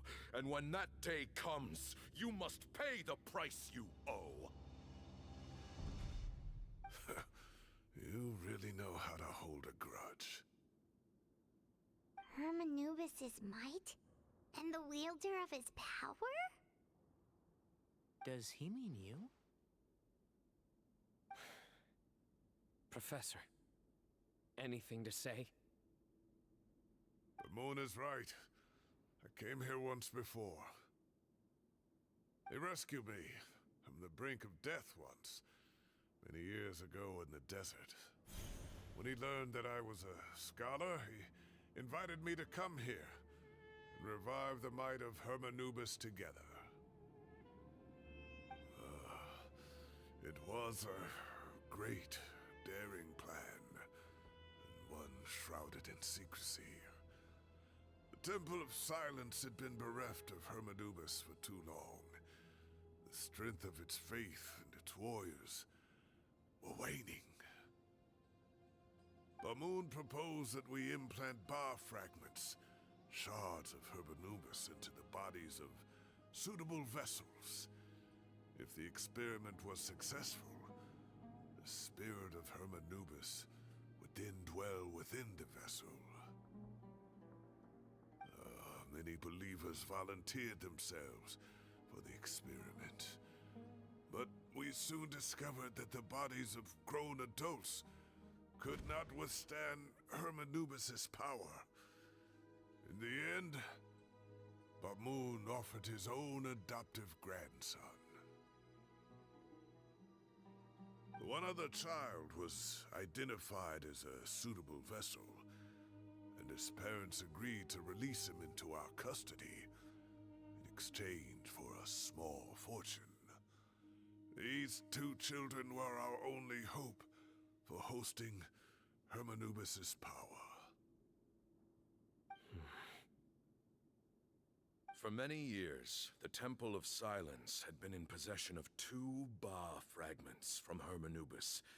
As remnants of his raw power, they were exceedingly rare treasures. The test subjects were sent into a room that had been prepared for the ceremony and instructed to approach the Ba fragments, whose power had been amplified. If, after some time, this power did not repel them, this would mean that they were suitable vessels. The original plan was for a 3-stage experiment: resonance, implantation, and recovery and observation. The resonance stage went quite smoothly for both candidates. As the 2nd stage began, I realized a decision had to be made. Should we implant the fragments one at a time? This would allow us to monitor the results after the first round and adjust our plan accordingly. Or alternatively, we could implant each fragment in a different vessel at the same time and compare their effects. But as I was deliberating, both Ba fragments suddenly became active. They glowed with a light we had never seen before. I knew that if they were not implanted right away, they would disintegrate and be gone from the world for good. Our 2 vessels had both displayed great promise by successfully resonating with the fragments. Under the circumstances, the thought of implanting both fragments into the same vessel seemed out of the question. To preserve our faith and our power, we implanted each of them with a single fragment. Ultimately, I ended the experiment and left, taking one of the children with me. In recognition of your past contributions, I chose not to send someone to hunt down and kill you both.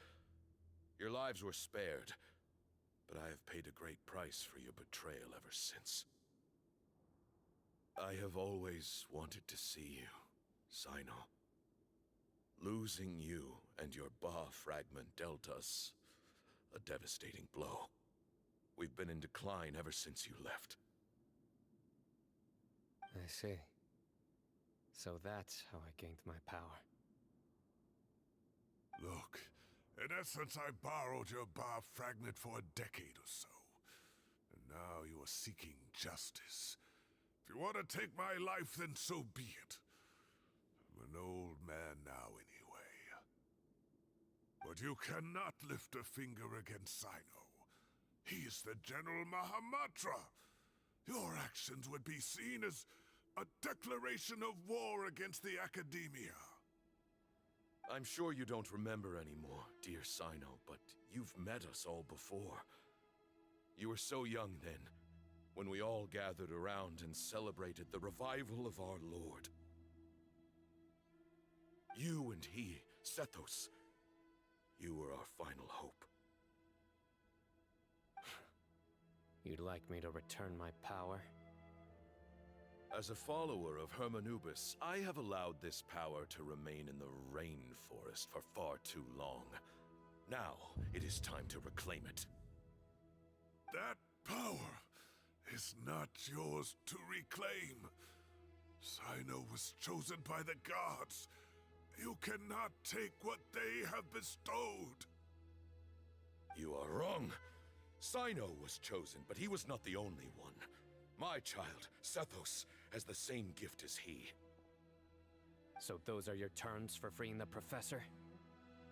Despise me all you want. My sins are my own. The Temple of Silence is an innocent party. It is because of my foolishness all those years ago that the Temple's glory has waned. And now I must take responsibility for the decision I made back then.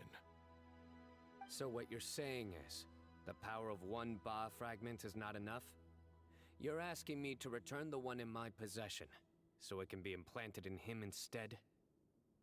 Divine power causes great suffering to those who wield it. How do you know that Sethos would be able to withstand it? He is no longer a small child. But regardless, this burden is ours to bear. And your objections mean little, given that you turned your back on us long ago. Both my heart and mind are telling me that what you are proposing is a terrible idea. However... Don't listen to him, Cyno. That power is no more yours to give than it is his to take. You have to understand. I know.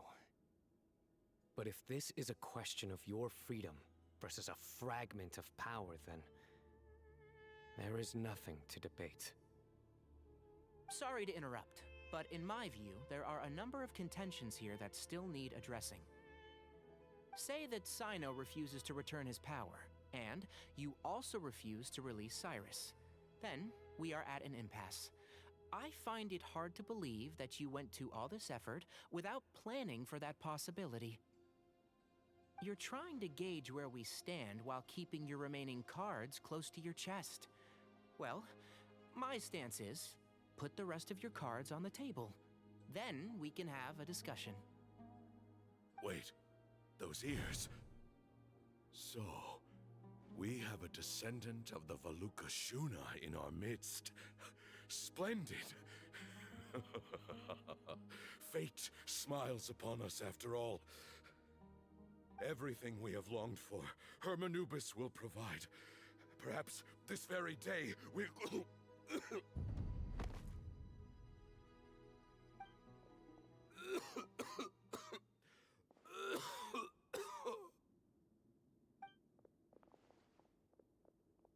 Why is he coughing so much?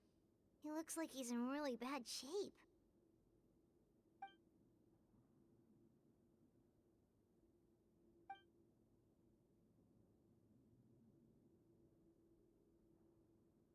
Pamoon, you... Take our leader back to his room.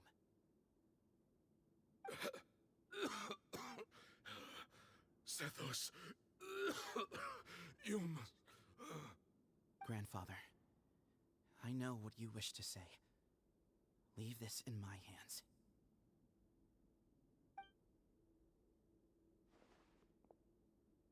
I don't like to drag out conversations, so I'll just cut to the chase. Had Cyrus not stopped the experiment all those years ago, the plan would most likely have been a success. The wisdom of Hermanubis would have been ours. Still, it's no use talking about what-ifs. We cannot change the past. I'm not like my grandfather. The Temple of Silence has a grand legacy and a sacred duty to fulfill. So it's somewhat inevitable for the leader to have an inflated sense of self. But I see things a little differently. I don't believe the temple has the same stature that it once did. Time has worn away at its prestige and changed things almost beyond recognition. So I'm not going to force your hand. You're all free to leave. Except for Cyrus. My grandfather gave him his chance once. And now I'm giving the rest of you yours. You have courage and wise judgment, kid. Reminds me a lot of Bamoon in his younger years. I truly wish that the temple would take an objective look at the academia of today. You've been to the city yourself. I'm sure you've seen that much has changed for the better. And things will only continue to improve. Why not consider cooperating with the academia once more? If you hadn't betrayed my grandfather, I might well be open to persuasion. But it's a bit too late for that now, Cyrus. Tighnari made a good point earlier. He said there has to be more to your plan than this, and I agree. All you and Ba-Moon are after is the Ba fragment. The professor will accept whatever fate you deem fit for him out of a sense of guilt. I am the one who has a choice to make. And that's how it was always going to be. Ultimately, you want to trade the Ba fragment for the professor, correct? I'm glad to see you're giving it some serious consideration. I won't forsake my professor, nor do I intend to run from a problem that I must face sooner or later. Give me one night to make my decision. That works. Then I'll be waiting to hear your verdict, Cyno. Oh, my grandfather still has a fair few things he wants to say to Cyrus, so I'll be escorting him back now.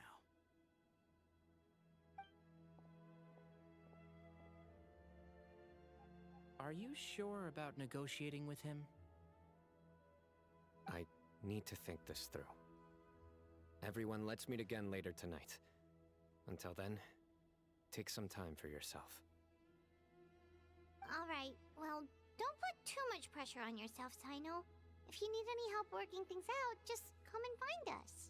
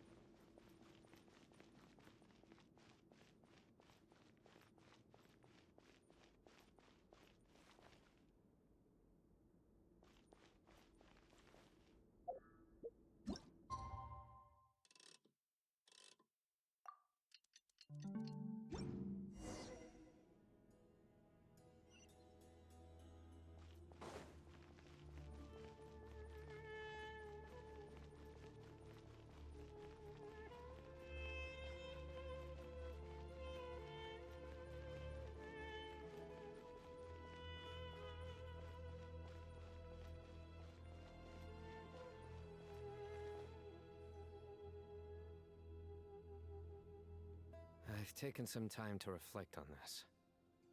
If I had to guess, Professor Cyrus came to the desert knowing that he would almost certainly never return. He's a stubborn man who tends to double down when he feels strongly about something. We won't get anywhere trying to convince him to escape. I agree. My master Nephis says the same thing. Once Cyrus makes up his mind about something, he won't listen to reason. So that's one thing. A few other things come to mind too. You've heard all you need to hear about the Temple of Silence, so on that, I don't have anything to add. My own memories of this place are hazy though.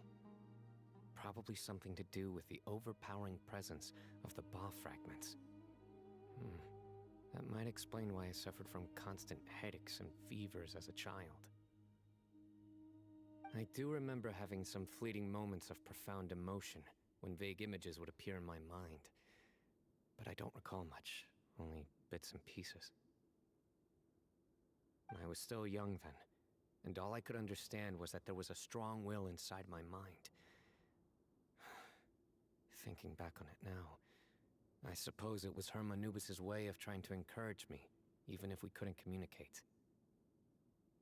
The power that came to inhabit my spirit was probably one of the cornerstones of their whole faith. So if the will and might of Hermanubis is a real, intangible thing, and they are its rightful worshippers, then... You're not gonna give in to their demands, are you? Surely there has to be another way. No. I have no intention of returning it. I need this power to protect Sumeru. But the temple has the right to make the final decision over its fate, since it belongs to one of the 7 pillars of King Deshret. So I will challenge them head-on, and win the right to wield this power for myself, fair and square. This reminds me of something Alhaitham mentioned to me just before we left. He said that the Temple of Silence was originally founded by the ruling elite of the day. Traditionally, such organizations are bound by a strict and ancient code of nobility. Kaveh has made similar observations about the desert tribes from his work trips there. He says many of them have their own internal rules. They talk about the importance of never dishonoring their tribal bonds, or the rules laid down by their ancestors. I think we could turn that to our advantage. Go back to them with a proposal of our own. Wow, and just like that, we've turned the tables on them. Looks like we have the same idea. Turn it back on them now while we still can, in terms that they cannot refuse. That's how we win this. Great. And I know just how to start the conversation. Let's go find Sethos. We'll tell him that I know a thing or two about medicine and would like to take a look at his grandfather's condition.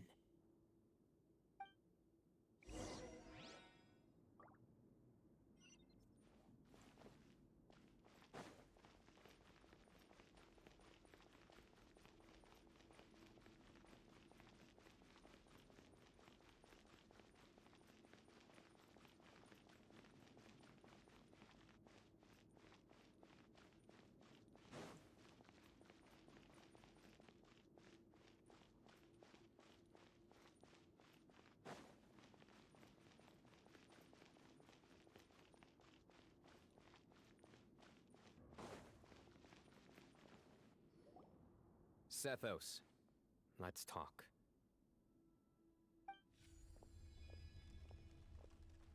Have you made up your mind?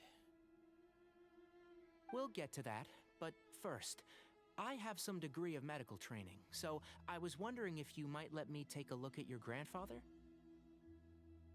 I have no objections, although we do have our own doctors here. I doubt you'll be able to tell us anything we don't already know. Only one way to find out. Follow me. Keep your voices down. We don't want to disturb him.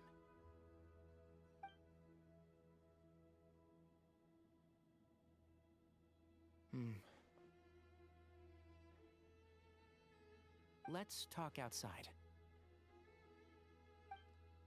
Bamun has fallen into a deep coma, and his prognosis is quite grave.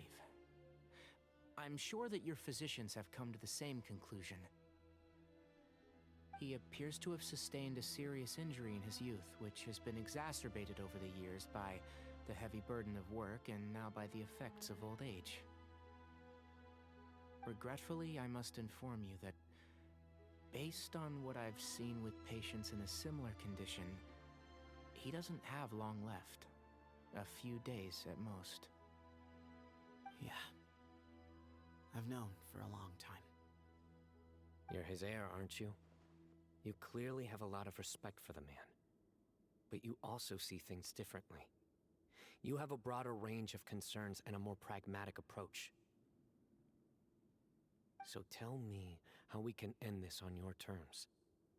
Let's find a way to bring all this to a resolution while Bamun is still alive to see it. That's what really matters to you. I know it. Yeah, there's no time to waste here. You know that better than anyone. You know, the two of you are actually in a very similar predicament right now. Both of you have a very different perspective from the men who raised you. Right. And you didn't create this situation. They did, but somehow you've ended up having to make the tough decisions. You're right. We both look at this problem very differently than the people we inherited it from. I accept, Cyno. This all began because of Hermanubis, so let's end it with the rite he himself created. Legend has it that when Hermanubis first arrived in Tuletula, he sparred with the city's residents. He and his two companions proved their mettle by fighting over several days, winning the support of many fine people. That group of supporters were some of the first members of the Temple of Silence, and the sparring matches were enshrined as one of our founding rites, the rite of duels. It's where it all began. Sounds very fitting. I'm in. As a fellow vessel of Hermanubis, your ties to the Temple of Silence run deep. So I will permit you to participate in this rite, along with your chosen companions. 3 against 3. Sounds good. However, I have some additional terms. As the challengers, you must win all 3 of your fights to win. And Cyno, both of us must put our Ba fragment on the line. The winner takes them both. Letting Cyrus leave with one of the Ba fragments was a mistake, made by my grandfather out of pity. It is a long-standing issue that must be addressed for the Temple of Silence to move forward. I can make no concessions on that front. None needed. We're on the same page. If I win, the Temple of Silence must release Cyrus, and consider this past dispute resolved. If you win, I'll return my power to you. It's a deal. Then let's meet at the ceremonial hall tomorrow evening, 8 o'clock.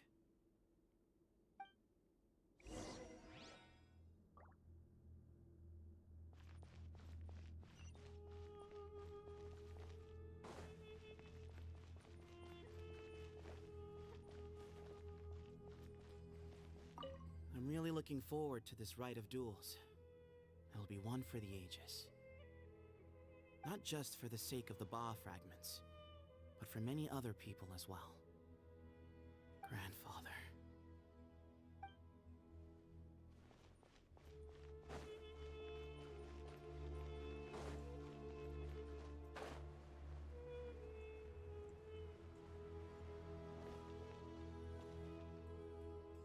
Well, after how that went, there's definitely no turning back now.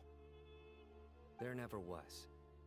Turning back hasn't been an option for me since the moment the professor slipped away to return to the desert.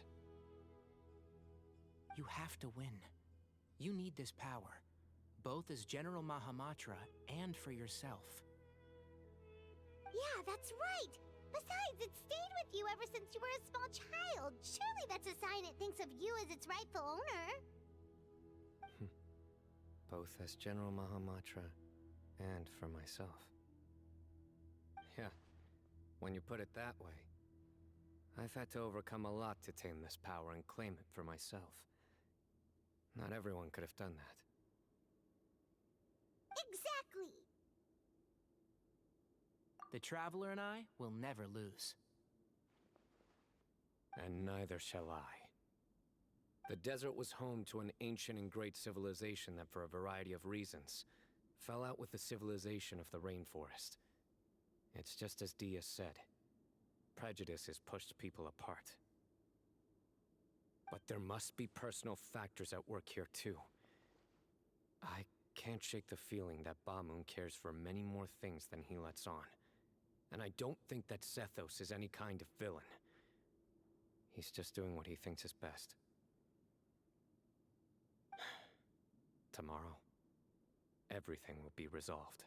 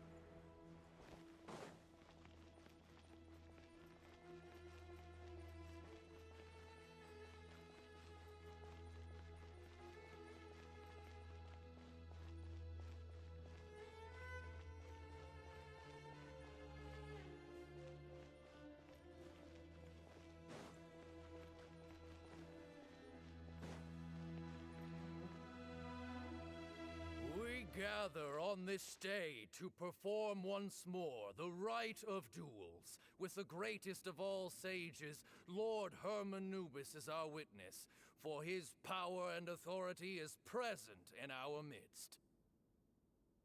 This is our most sacred of ceremonies, and no disruption from the audience shall be tolerated. It is incumbent upon all to observe the duel with the utmost respect and reverence throughout the proceedings. Representing the Temple of Silence, the Defenders.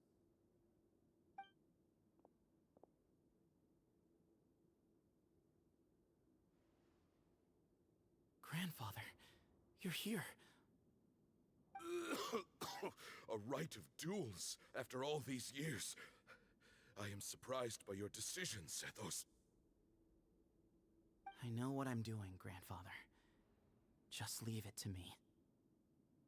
Representing the Academia, the Challengers. Ready. We will fight to have our voices heard. Warriors, take your positions and decide on the order of battle. We come not to debate what brings our challengers here, nor what will become of the defeated duelists. Duelists, the might of Hermanubis himself is at stake here. Now, fight. Fight until the rightful victor is proclaimed. Huh? Are you sure? I agree. He's very strong. Sending him out first will definitely intimidate the opposing side. Okay, then you're second. Sure. We have decided. So have we. Let's begin. Duelists of the first bout, please step forward.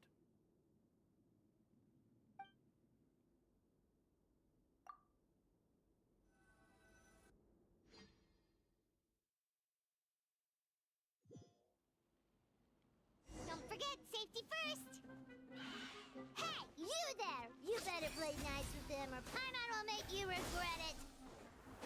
A little bit too much chatter from the audience over there.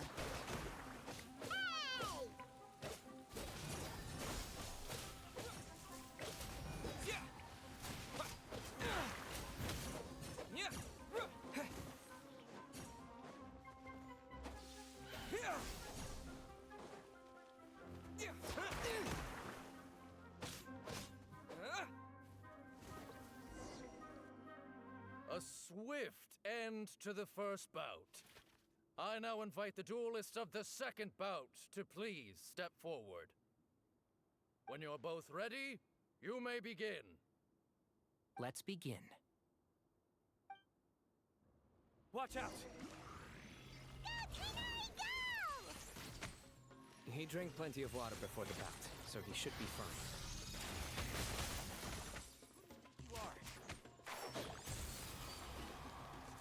Yeah.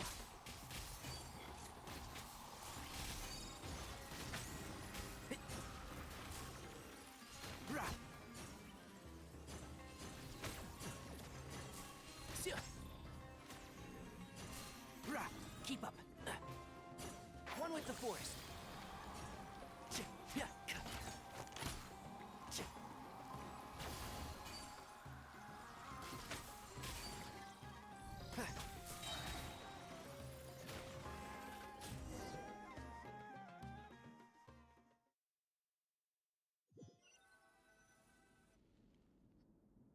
Thus ends the second bout.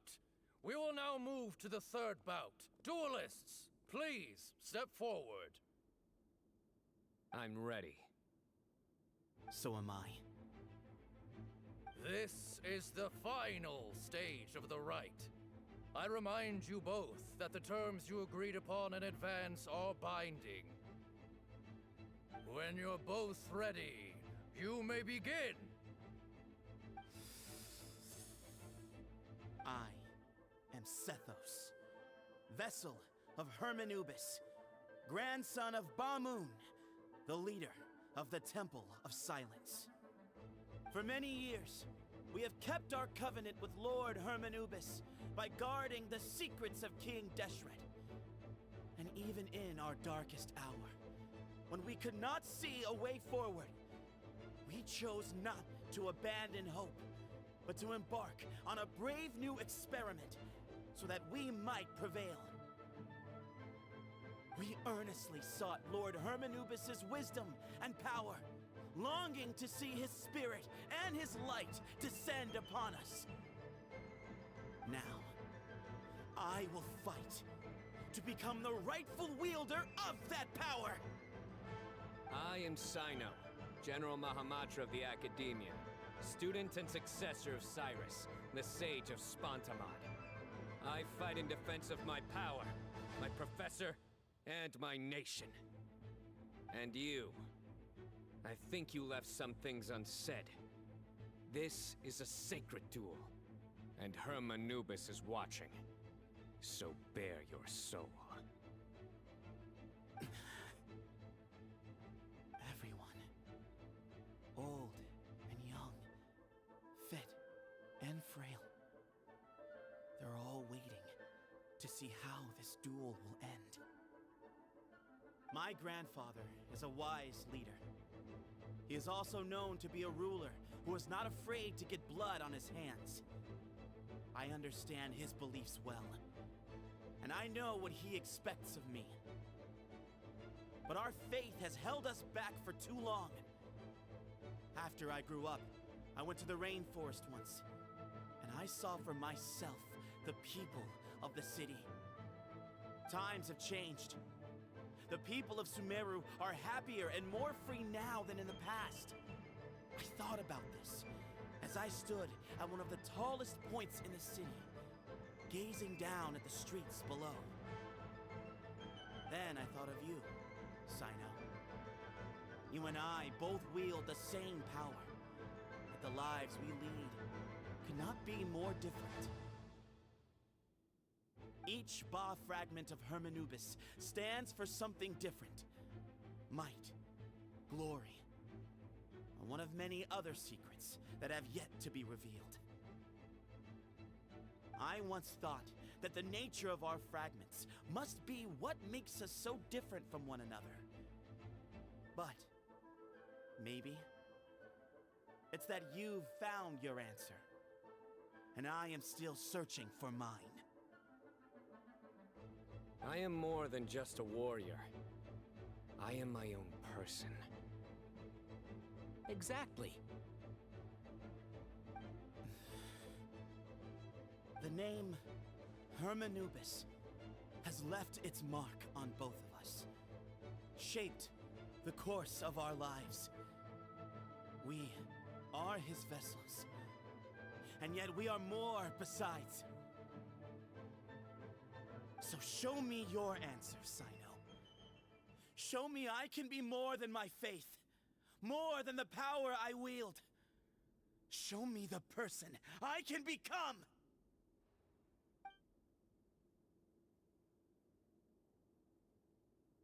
Bring it on!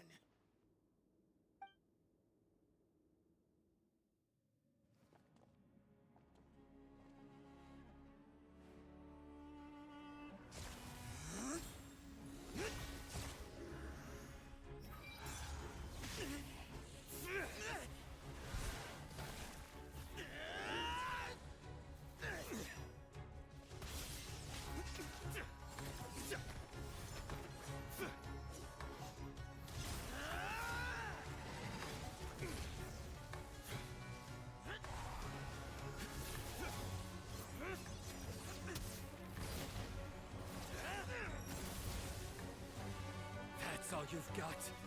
What happened to searching for your answer?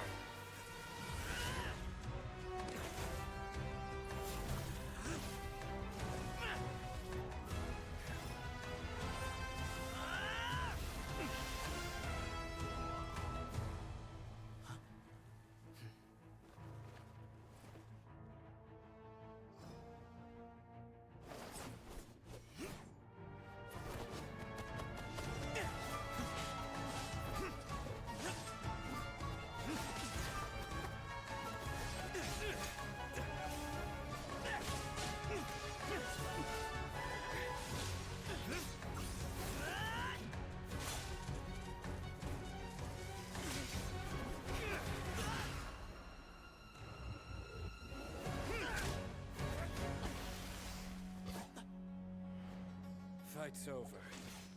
Do you yield? You won. Well then, looks like you found your answer.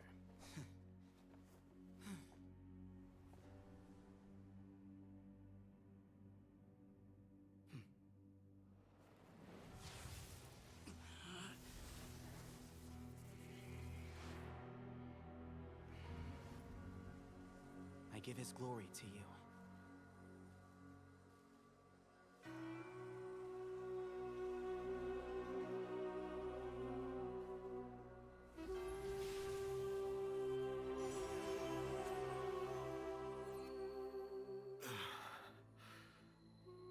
I've seen that light. That is the light of our Lord, the great Hermanubis, priest over all other priests. His spirit dwells within that lightning, and his will lives on. Once a warrior of Tynar, he emerged from the barren desert sands to serve the god king Al-Ahmar. After the death of the god king, Hermanubis gathered his followers and the Tynarian priests and led them to the city of Tula. There, they founded the Temple of Silence, and from that day forth, we became stewards of all knowledge that survived from King Deshret's civilization. Barely a century passed before war ravaged the desert. One by one, Eremite leaders took up arms against each other in battles that would devour what little remained of their civilization. Only the wise city of Tula was spared under the guiding hand of the Tynarians. But peace did not last. Coveting the knowledge of King Deshret, the beasts set their eyes on Tule Tula. The king of Gurabad laid siege to the city and ordered the sages to surrender to him the Temple of Silence as proof of his victory. The ruling elite colluded with their oppressors, betraying the temple so as to hold on to their rule over the city. They declared that the knowledge guarded by the temple was the true cause of corruption. These were dark days, and we faced enemies on all sides. Our lord had long since exhausted his strength, keeping the forbidden knowledge introduced by King Deshret at bay. To ensure the temple's continued survival, he broke his being into many pieces and began the ceremony of Hermanubis' legacy, bestowing his power upon his mortal followers. With this power, the temple was able to defeat the tyrant's army. Yet, we were not hailed as heroes. Strange and unfamiliar as this power was, it struck fear into the people's hearts and drove them to reject us. In the end, the people of the temple and the Tule Tula Tainarians left the city for good and made their way to the rainforest. What followed next was inevitable. The elite of Tule Tula fell and were decimated. War engulfed the desert. And we wandered from place to place, always in hiding, all the while keeping close watch over our secrets and staying true to our mission. Betrayal forced us out of the desert and into the forest. Then mistrust drove us from the forest into the desert once more. We have lived in exile for far, far too long. Yet, today, the Temple of Silence has borne witness to the glory of Hermanubis once more. Thank you.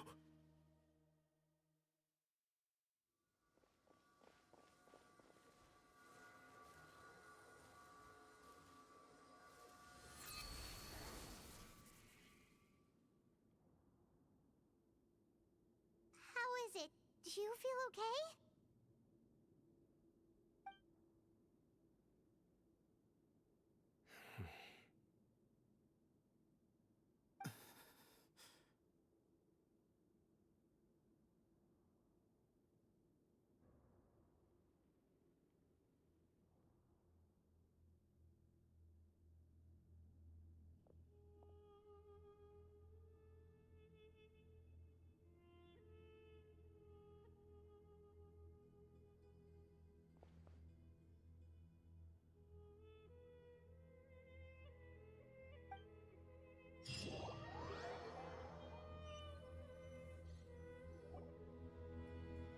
Grandfather.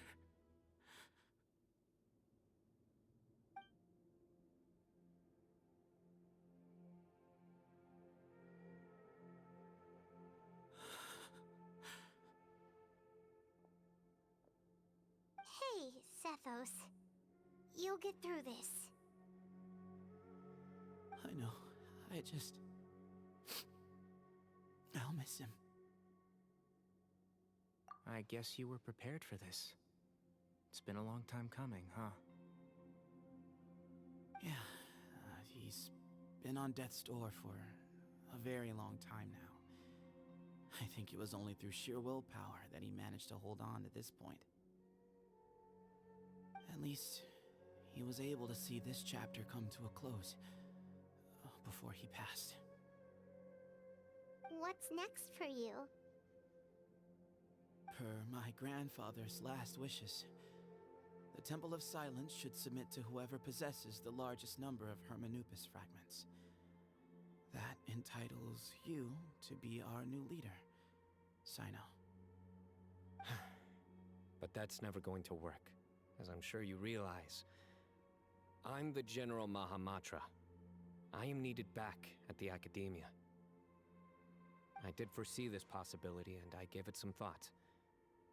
The fact is, I know next to nothing about the staff, records, and environment here.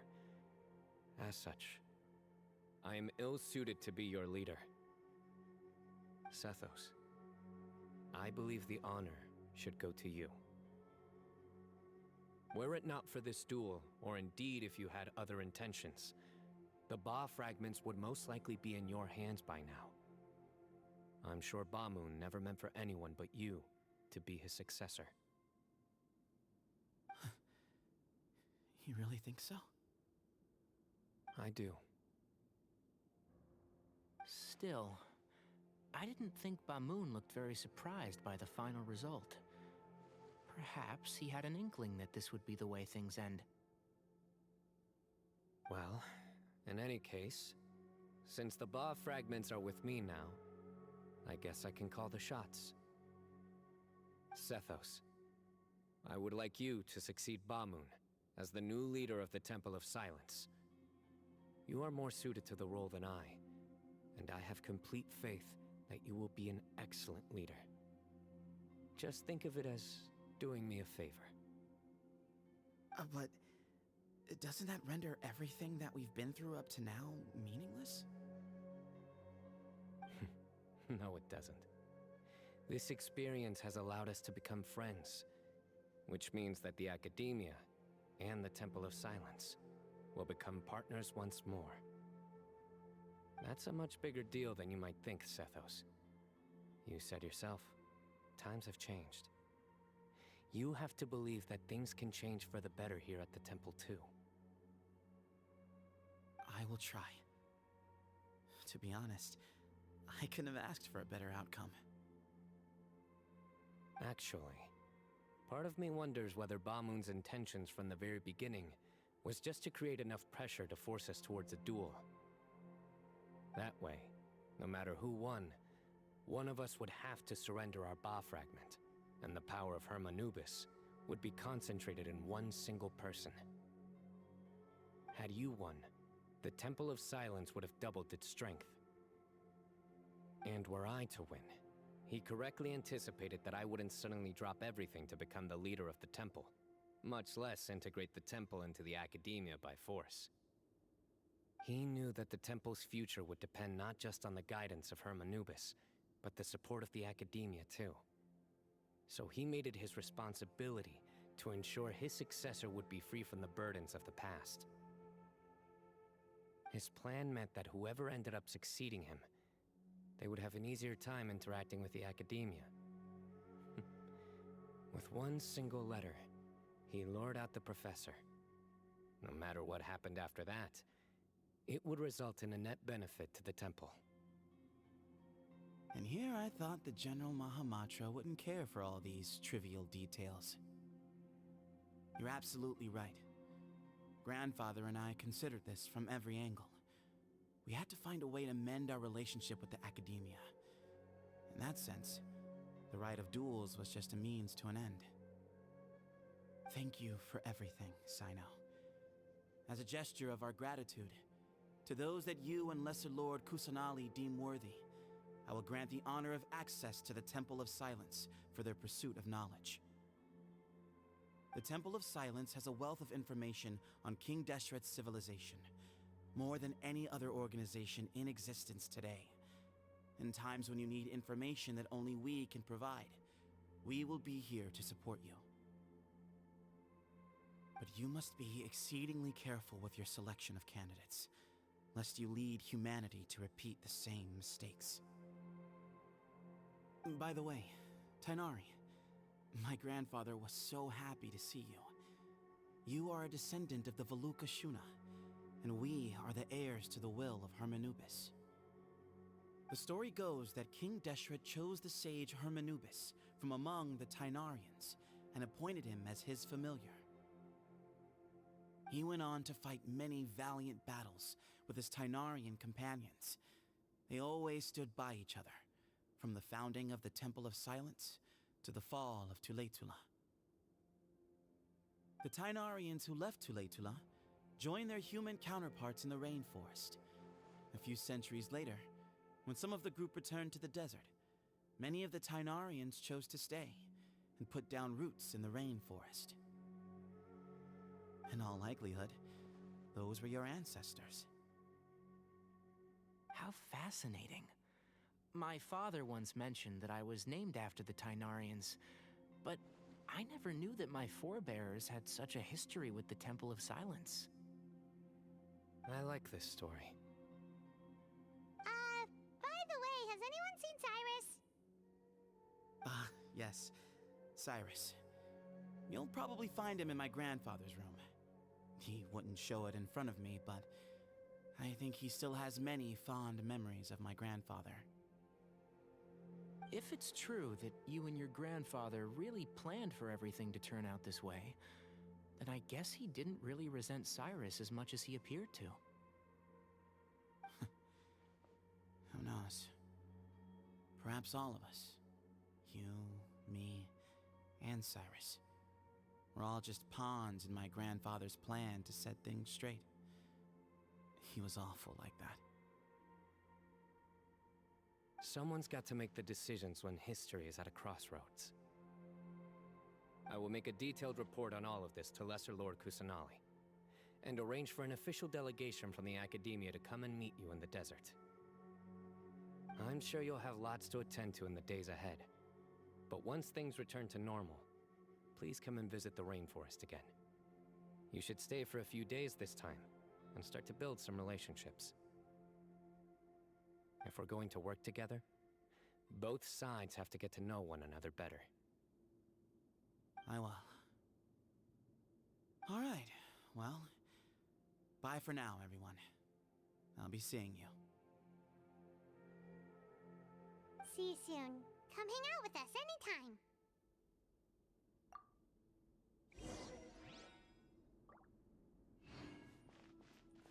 Grandfather, we did it.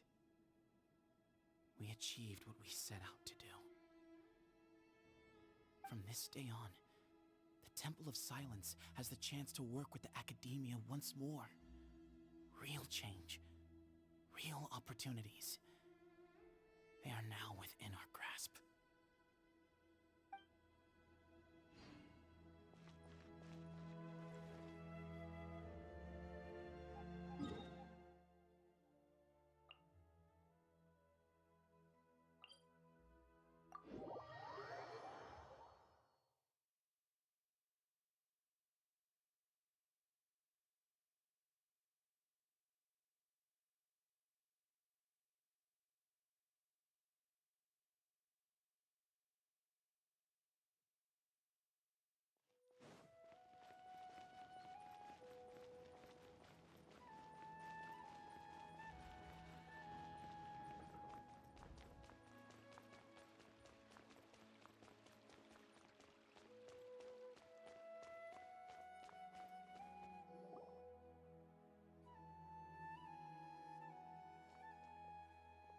What were you thinking, gallivanting off into the desert alone at your age? What if you take the bucket, You told not a soul what you were up to, designated nobody to handle your affairs, and left everyone scrambling frantically to try and figure out how on earth to clean up the colossal mess you'd made. Oh, please, will you stop your yelling? What other choice did I have? What do you mean, what other choice? Do you mean to tell me that after all your years of learning, and sagehood no less, the only idea you could conjure up in that white-haired walnut of yours was to shoot off into the unknown like some hot-headed 20-year-old adventurer? A one-man suicide mission, That's the best idea that one of the finest minds of a generation could come up with, is it? It astounds me that you survived the journey, and you're lucky that Ba Moon didn't finish you off when you arrived. All right, all right. Honestly, the way you're going off on me, it's like you wish you'd been there to lend him a hand. Does it mean nothing to you that I'm your colleague and former classmate? I've got nothing more to say. What's the point of berating an old bag of bones? What do you mean, bag of bones? I'm a flesh and blood hero who, despite his old age, saved our General Mahamatra from being stripped of his powers. Okay, look. Fine, I admit it, I was in the wrong. How can I make it up to you? What about, a month's work at the Academia? 1 month? Try 3. Tighnari's master is really laying into Cyrus. Let's give them a wide berth. Professor brought this on himself. Don't pay any attention to him. Wow, I haven't seen Master get this riled up in a long time. The last time he chewed someone out like this must have been back when I was still a student. I think I'll go around and update everyone. Tell them the situation's resolved. Want to come with me? We can go for dinner afterwards. My treat. You in? Makes sense. I'm in. Hyman's coming too! Let's go!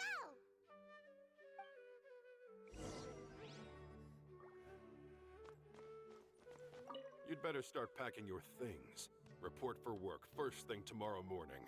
I'll be waiting for you. What about my allowance? Oh, and his lunch covered. How about dinner? Don't push your luck. Let's not forget who is compensating whom here. Hey, man's gotta eat. Help me figure out something for lunch at least. I'm counting on you.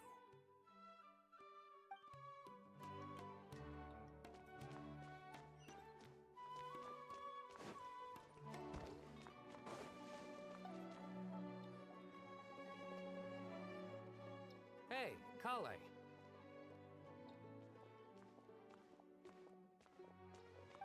You're back! Well, look who we have here. Would you mind explaining to me what has been going on this past few days? I heard you all ran off into the desert and got embroiled in a major catastrophe.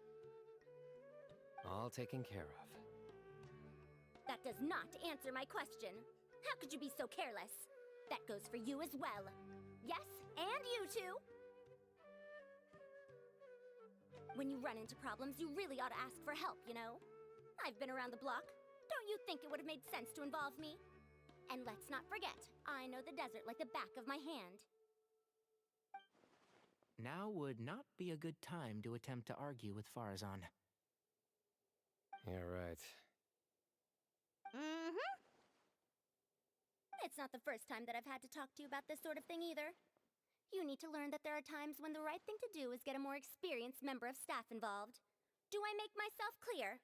Because if you don't, Kale, please do something. He's giving me the signal. All right, guess it's time to play my ace in the hole. Say, Madam Farazan, I can see you're pretty upset, but, I was just wondering, remember that time you offered to give me a tour of the Academia? Does that offer still stand? Huh? Wait, did I hear that right? Kale, you remember? Wonderful. Well, of course the offer still stands. Come on. Madam Farazan will show you around the old classrooms.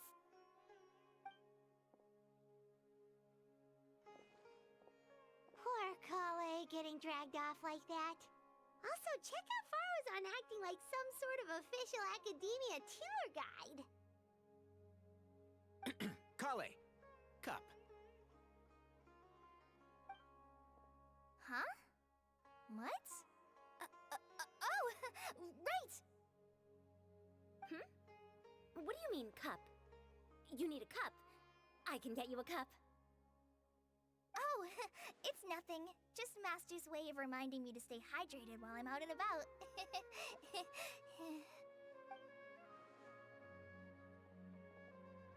It's code for let's reconvene at the cafe. Tighnari and I used it while we were in school, and it's become something of a family tradition now. Oh, that's kind of fun. Mm-hmm. 2 people left. Let's bring them along too.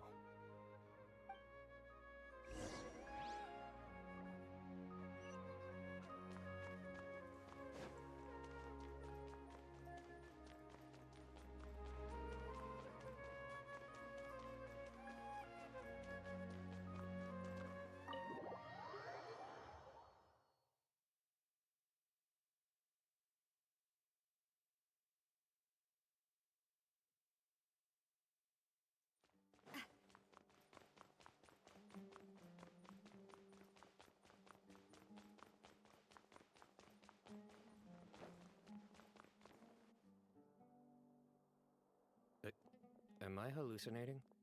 Or do I see Kaveh and Alhaitham engaged in diligent studying? We're just reorganizing all the books we used. Look, there's a whole mountain of them. There's no rush. Nobody reads these books anyway. My sincere thanks to you both. Yes, with your help, we resolved the issue rather swiftly and painlessly. And the outcome was better than we could have hoped for.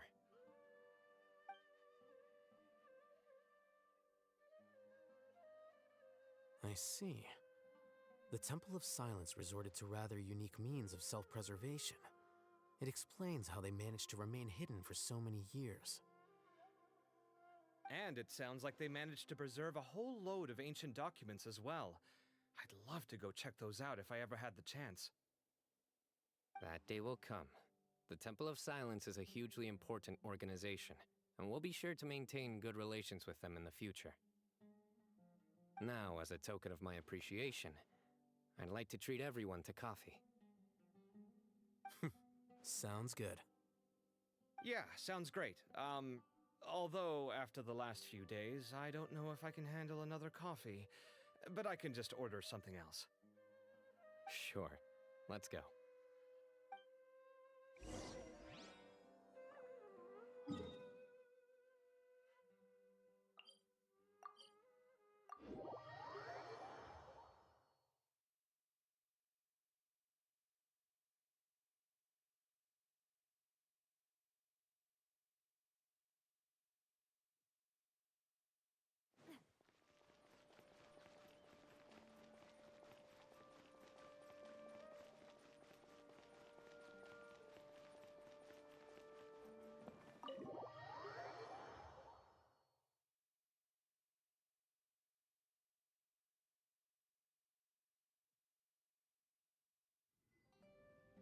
And then, the Traveler just pounced on their opponent and knocked him right out cold! Then there was Tainari. He put up an amazing fight, too! We ended up winning all 3 bouts! Whoa! Part of me wishes I'd been there to see it, but I'd have been biting my nails off worrying about you guys. A truly edifying account of the events. Bereft of detail, but it has livened up the room all the same. Hey, Paimon included all the juicy details. The Traveler just pounced and then waved their sword like this, then spun around and blocked. Despite winning 3 bouts in a row, you still ceded the position of leader to him. That's very dignified of you, Cyno. Of course. Being dignified comes with being a true champion. I got to be a champion too for once. I've not sparred much with desert folk before. It was a pretty unique experience. Yeah! Huge place! It felt like something right out of an epic poem! Imagine this. It was like there was... Maybe save that one for later, Paimon. Dessert's here.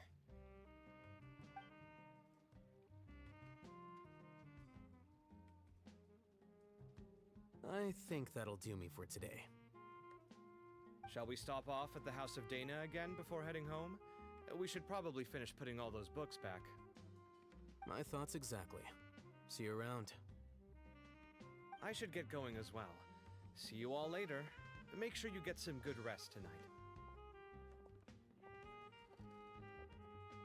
I need to go say thanks to the Core 30 for their help. Also, Sir Nephis says he wanted to introduce me to some of the Academia's work processes. So, I gotta dash too. Kale's come a long way. She's much more confident at dealing with other people these days. Everyone's a work in progress. You never stop learning. Yeah, true.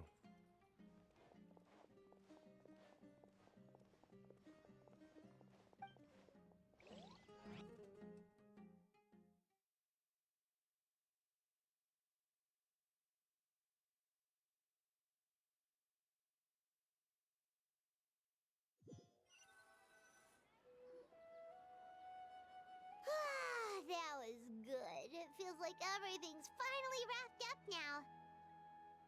Life is all about these moments when you can finally relax and hang out with good friends after a job well done. And also, those desserts Cyno got, they were really good. Paimon definitely needs more of those in the future. Do you three have anything planned for the rest of the day? If not, would you come somewhere with me? That's a secret for now. Wouldn't want to spoil the surprise.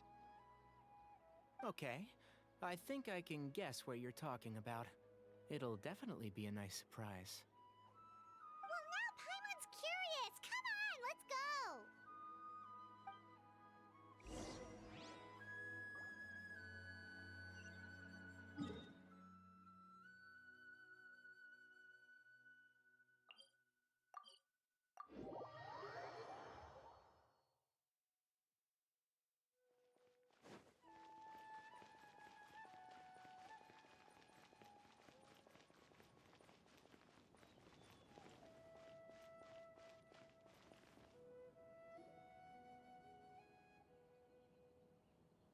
Been a while since I last made my way up here.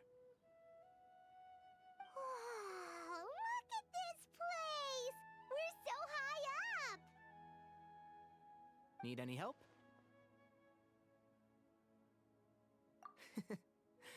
As you wish. It's a nice spot, isn't it? What a great view! We're so high up, we can see for miles! Traveler. Turn around.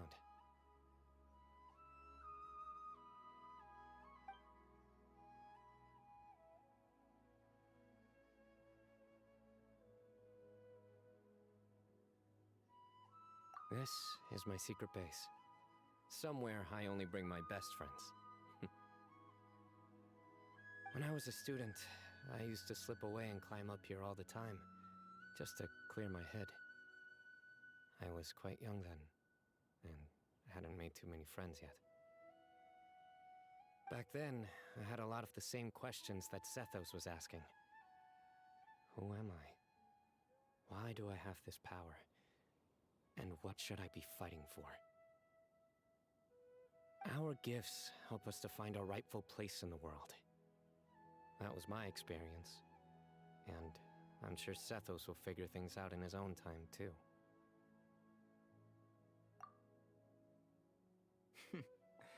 You two really are like brothers. I feel the same way. Of course. I see no need to be humble when it comes to the facts. I still remember one time when we came up here to chat and do our homework. Cyno accidentally dropped a fruit. Luckily, he has fast reflexes, so he caught it just in time. That was the one and only time.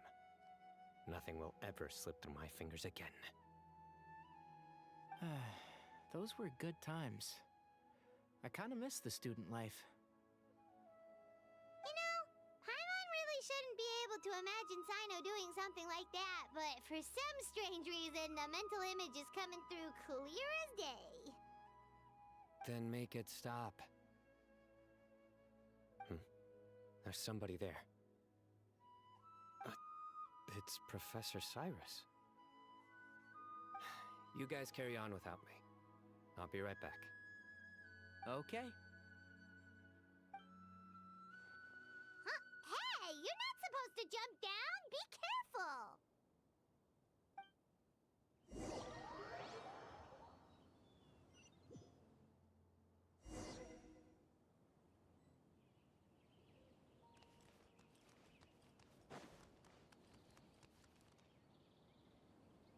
Oh my days. I can't believe how stupid I look in this one. Professor, what are you muttering to yourself about? Cyno. Ha, just the man I'm looking for. Guess what I found in some old notebooks? Some old photos? Can you believe it? This notebook was just sitting in a pile of odds and ends in the sage's office. I must have forgotten to take it with me, and no one's touched it since. It was still right there. I was at the Academia earlier to discuss my workload with Nephis.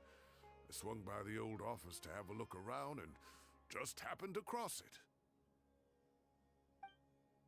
Well, time flies. Look how tiny you are in this picture. Still a kid. You look quite young yourself in that one. Ah, it's this one.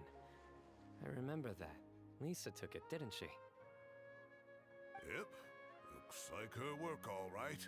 Who else could have found just the right angle to make me look so unbelievably hideous? And this one. Looks like we're both dozing off. Oh, cheeky girl. Taking secret photos of us without our knowledge. Is there something you'd like to say to me, Professor? Like what? Like, these are good photos, aren't they?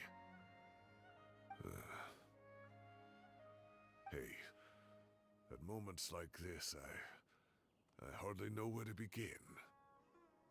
I can't pretend I'm a good person. But Moon had every reason to despise me. And well, so do you if you feel the same way. Don't be ridiculous, you old codger. Is that not what you wanted me to say? Oh, I've dreamt of that place many times after leaving the desert. Sometimes I've dreamed that I was doing a search with them again. And other times, I dream of the day they saved my life. Oh, it was one of the happiest times of my life. We all learned so much from one another. You've matured so much over the years, Cyno. Since you're my professor, I should save you some face by not calling you out on all the non-answers you just gave. So, I will do the right thing and keep my mouth shut. Good thinking. Take your own advice next time. Seriously, why bully an old man like me? I thought heroes were supposed to be gracious. Hey, wait, how did I not notice this one earlier? Lisa strikes again. Just how many did she take? Look how cute you were when you were little. I remember how well-mannered you were back then, too. Yeah, and look how serious and professional you used to be. Oh, I can't compete with you anymore. First you get better than me at the deadpan jokes, and now you're besting me at those little quips too. Don't say that. I still have a lot of respect for you. That's more like it. Hey, what would you say to meeting up with Lisa again sometime? I'd like that. Let's find a time and pay her a visit in Mondstadt. All right, I'll add it to my schedule. Let's go next week. Wait, no. Next week is the tomato growing competition. I have got to beat Zaha Hadi. Or you could find a real hobby, Professor.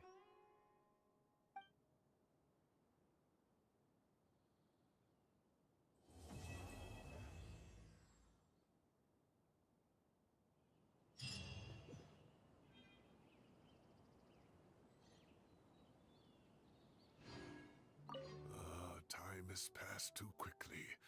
The children have all grown up. But it turns out grown-up kids are no use. When Nephis comes after me, Cyno still can't do anything to protect me.